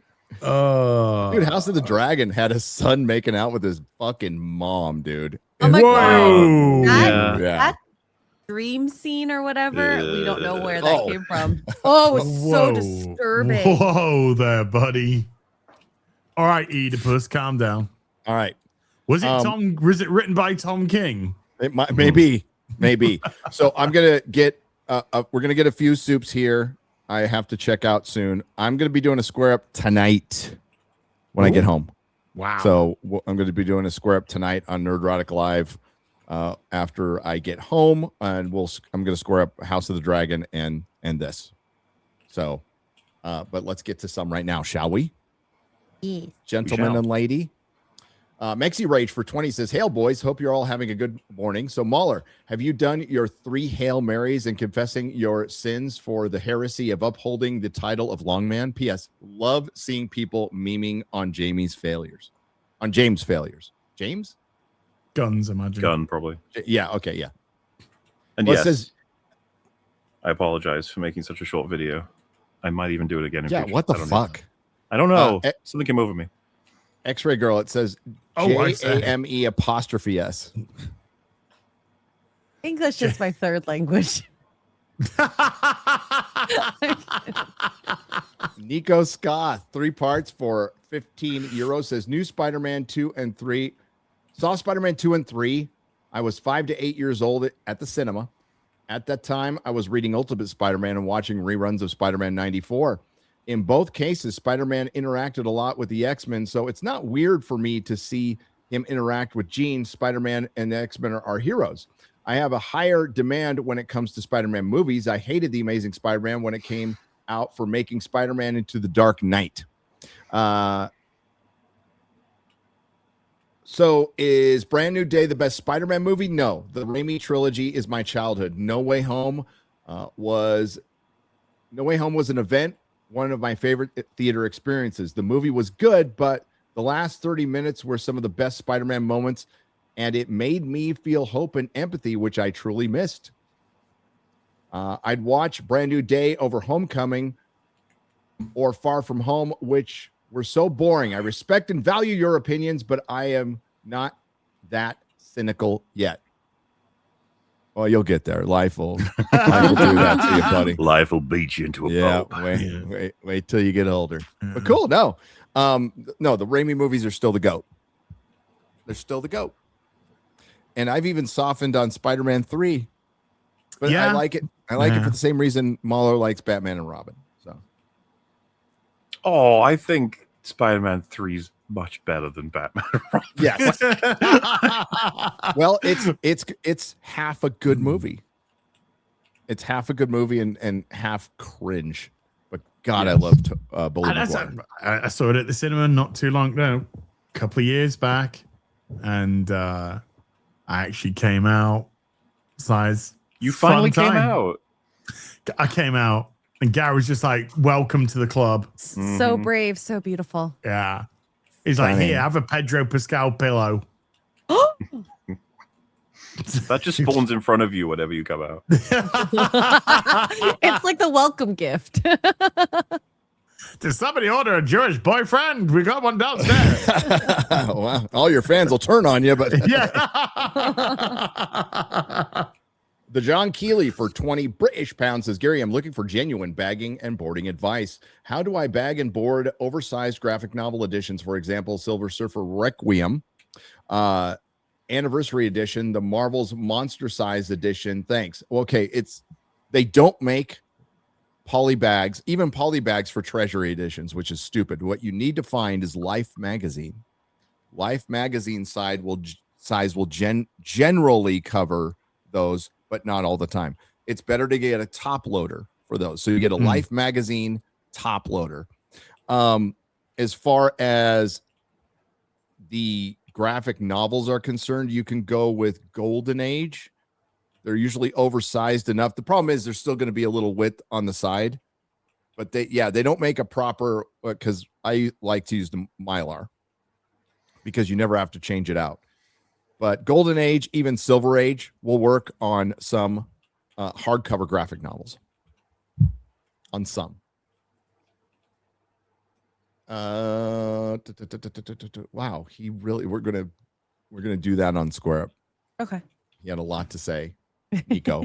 We appreciate it, but we gotta get into some people here. So I'll get it on the Square Up. Hello, everyone. I'm back. What's up, Mikey Gussler for 20? It was great to see Mikey Gussler. He is awesome. One of the best trips I've ever been on. Can't wait to get back next year in October. Also, can't wait for the UK trip. It was a pleasure meeting you for the first time, Gary and X-Ray Girl. You too. Mikey's a sweetheart. Absolutely love him. And we hung out with him at the Nerd Bar and at the meetup. It was fun. Mikey did not ride the penis. Nobody rode the penis. Excuse me? I'm sorry. What? There's a giant. There's a. So at the Nerd Bar. Why would you say that with no context? At the Nerd Bar. There, you know those bucking Broncos that they have. I've never met a bucking Bronco. Have you heard of a bucking Bronco? I'm talking to a bunch of foreigners. I'm talking to a bunch of foreigners. So there is you ride a Bronco. It's a machine. Here, God damn it! Do you need to see it? Oh wow! I didn't know those were in. I know what a bucking Bronco is. I want to know where the cock comes in. Well, it's a cock instead. If you look it's a down, it's a giant white penis from like fucking from Clockwork Orange. that you have to ride. And yeah, it's a mechanical bull, you retard. Yeah, that's what I meant. It's a mechanical bull. But like, So you this said one's a penis. mechanical. Look, when Ray Pitler is calling you out, you know you fucked up, dude. All right. It's a mechanical penis instead of a mechanical bull. Uh huh. Everything you It's said like a mechanical made it pole worse. shaped like a penis. Okay, got it. But we can Meanwhile, look at ask- my Pedro Pascal pillow. Wait. Please never ask us that again, Gary. Well, if It's you were just a there, no- X-Ray Girl, Just how you would know. And you've nonchalantly been you there. said it. X-Ray Girl, you've seen it. You've been Hey, to the Mikey nerd Gosler, bar. how- You've how you looked at doing, it. Mikey. Everything cool, Mikey. By the way, did you ride the cock? It was such a wholesome description that he just threw that in. Like, No, MauLer. I've not ridden Yes. the mechanical white penis at the nerd But you've bar. seen it. You've been there. Yes. You might have been a little drunk. I hope so. I think- You know what? Sometimes Never I mind. forget, the penises when I'm drunk. They all start looking the same to you? Yeah. Okay. It's when they're moving on their own is you got to worry. Minimally moronic for 20. Says MauLer, I think Wolf for Ocean Man, the Isle of Man flag, and the Dawn videos. Gary, I didn't know that you were so bad at English. Like, when did you mean it took a few years to finish a sentence? As you're gay. Fine. I think that was the best of the bunch there, to be That honest. was the with you. nicest thing anybody said about me all Yeah. day. But obviously, hail all- after today's stream, you might want to pick a different dude for that. I'm just saying. Amp something for 20 says, hail all, no more Terriers recommendations, I promise. I know it's an old drama, but was listening to the high top Wonder Woman 84 EFAP 119, and SP specifically says it's too strong to call high top a rape apologist for defending Wonder Woman 84. Insane quote to hear. Yeah, I guess the bar got lowered, huh? For A little bit. what makes you that crazy? A little bit. Josh Kelsey drops $19.99 and walks away. That's what he does. Super Vask for 100 R's says, hail Gary, MauLer, X-Ray Girl, and Muriel. Muriel. Your Muriel. name's Muriel? No, right. Okay. Right. Here's the law. All right. On Instagram, there is a million reels of people telling Daniels to fuck off or Daniels are gay. And so I just send them to Dan Vask, right? I just plow into his DMs with just dudes calling him gay. Have you seen Daniel gay? Daniel, fuck off, Daniel. Daniel's gay. So Dan's taken this for like 2 years now. And then he messages us the other day and he's just like, what's your real name? And I knew exactly where he was going to go with this. And I just went, dude, you will never find a reel with my real name the way that I can fucking do, Daniel. And so he's just like, right, you called Muriel now. Okie dokie. That's So surprisingly I'm now close. Muriel to Dan. Yeah. It's surprisingly close. 8 o'clock Kinda. for $100. Correct me if I'm wrong in my thinking, but isn't supposed to be poetic that Professor X has a villainous power with telepathy and Magneto has a more heroic power? MHA also explored how reading and controlling other people's minds can become evil very quickly. I think, I suppose intuitively for Magneto, you'd be like, it's like you could be really good with the construction of things with manipulating metal, I suppose, versus a mind controlling power does seem kind of evil in and of itself. I suppose there's something interesting there, yeah. Isn't it Terrence? Terrence von Higginbotham. Terrence. It's Terrence von Higginbotham. Thank you very much indeed. Zen Zoltan for 1,000 arses says, the other day I saw the Rick and Morty episode. Samuel. Zacamuel instead of Slattery. Manuel And Jameem's Gunner. appear. Okay. Oh, okay. And it was such an awful episode. I couldn't believe it. And it's even worse that they both zucker each other. DEIX. Every Dicks? time dicks, but so it's DEI dicks. It doesn't make sense. Dude, you gotta stop. No, who? You gotta stop with the you cocks and dicks. I'm reading and what he fucking wrote. Sure. Whatever And you it's say, Gary. No, I will defend Gary on this one. Yeah, Every but you're time they appear suspiciously on gay screen. too. Obviously, I have a billion wives. Okay. Axel Foley for 20 Australian dollars. I don't know what you guys are talking about. The Odyssey is amazing. Armand Desante is very convincing Odysseus. Isabel Rossellini as Athena and Vanessa Williams as Calypso and Bernadette Peters Cersei. Bernadette Peters. Hell yeah. Great adaptation. I agree. 1997. Yes. Free on YouTube. Zoltar for 20 says, sister, you have a twin sister. If you won't show me your tiggle bitties, then perhaps she will. Hollywood never. Duke Devil for 20 says, I was somehow able to have a respectful conversation about bad Kurtzman Trek with people at the con. Most people were actually nice, but there were extremists. The only person I found that I agreed with on Trek was RMB. It's a good Most person people to were agree fine. with on Trek. Yeah. It was the 60th anniversary, and I think a lot of people Sunday everybody was there to see Shatner, so there was our propensity to have more people there who were like, nah, fuck Kurtzman Trek. But yeah, it was fun. There was a lot of old people there, guys. A lot of old people. All right, we're gonna wrap it up there, and I'll get the rest tonight in a few hours once I get home. I gotta check out of this hotel. So let's go around the horn. Az, what are you up to? Stuff. Okay. And things. Whoa. There you go. Stuff. Really? Yeah. Honest. Not bullshit. No bullshit. No things? Yeah. Oh, some things. Mostly stuff. Some things. Okay. Molly. Halo.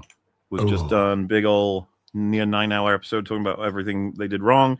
And we're doing another one to follow up where we're going to cover some videos glazing the shit out of that awful remake. And we're going to probably talk about one of them in particular being paid as fuck to do this sort of shit. Just, another fun day in the gaming world. Hopefully you won't get too many doomish rants about how everything is fucked. But, we have some fun. So join us if you want to. You know who was at the beat up? Marty O'Donnell. Yeah, man. It'd be really cool That's to meet cool. him. His music is pretty fucking good. Yeah, the only reason I know it is because of Az. I know his Flintstone. He did the Halo theme. Az. He did. He actually is the one that sings it on it. I didn't know that. Yeah. But I just don't recall talking Halo-y with you. No, you used to do the theme of Halo. Oh, I used to. when we Yeah, were I used to. covering the Halo show. Yeah. On the Yeah. FNT. Yeah. Yeah. Now he remembers. I used to do a lot of shit on FNT, dude. Yeah. Then that's you true. died. Then I died. Then you Rose died. from the dead and then And then died died again. again. I What are you, did not fucking- ascend. Professor X? What is this? No, I've got a few more deaths before I get to Professor X. 9 lives, buddy. X-Ray Girl. Extra Girl everywhere. Probably gonna go live to be at Niagara Falls at some point this week, so that'll be really fun. Oh, nice. Niagara Falls. Niagara Falls, yep. What did you just say? Yep.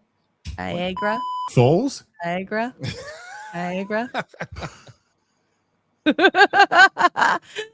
a gamble every time she says it. Yes. I know. Is it the Canadian accent? It's okay. We say rape Hitler. It's fine. Not the Canadian accent. It's the racism. Niagara Falls. At that point, it's not a gamble at all. Yeah. There's no mechanical penis ever going to be on these streams. So yes, Aw. yeah, I know. Well, I'm unsubscribing. Next time in Vegas. I'm kidding. But yeah, anyways, tomorrow nooner Yeah. Chris Gore. with Chris. I'll be home in a few hours. because Yeah. even though I am in Texas, I'm It's still big. hours and hours away from home. Yeah. Like it's It's a like big place. 2.8 UKs. That's a lot of. That's That's a lot. That's a lot. A lot. Yeah. But Is that, and before, that's 2.8 Land's End to John O'Groats. I don't know what you just said. Ray Pitlow. Yeah, that's exactly what I said. And of course, if you guys are going to be in the San Antonio area, August 30th, Americon to Biddy, it's going to be an exciting event. Tickets are $11.50, and they're going to go towards the Texas Veterans Coalition. There's going to be a lot of fun people there, celebrity guests. Gary, I know Ryan, Jeremy's going to be there. The unsubscribed guys will be there. Brandon Herrera, Eli. God, my brain is farting right Donut. now. Donut, and even more. I know. Oh, Dean Kane will be there, And Quarter Black Garrett. and Quarter Black Garrett, and I think Comics is going to make it out too. So I mean, Yeah. Just don't that's step so on 'em. awesome for like $11.55. That's pretty cool. Just saying. Yeah. So All goes to the vets. yeah. Link in the So, description. I'm gonna go home and then I will do a square up this evening on Nerdrotic Live. So pay attention to the post section. I'll let you guys know, and we'll get the rest today. So thanks, gentlemen and lady. Thanks, Pedro. Thanks, Pedro. You should Thanks to always the thank Modrotics. Thanks to everyone who participated. Thanks to everyone who left a super chat and donation. You help keep the lights on. We will be back next week on Az's channel. You all have a great day. Bye. Bye-bye.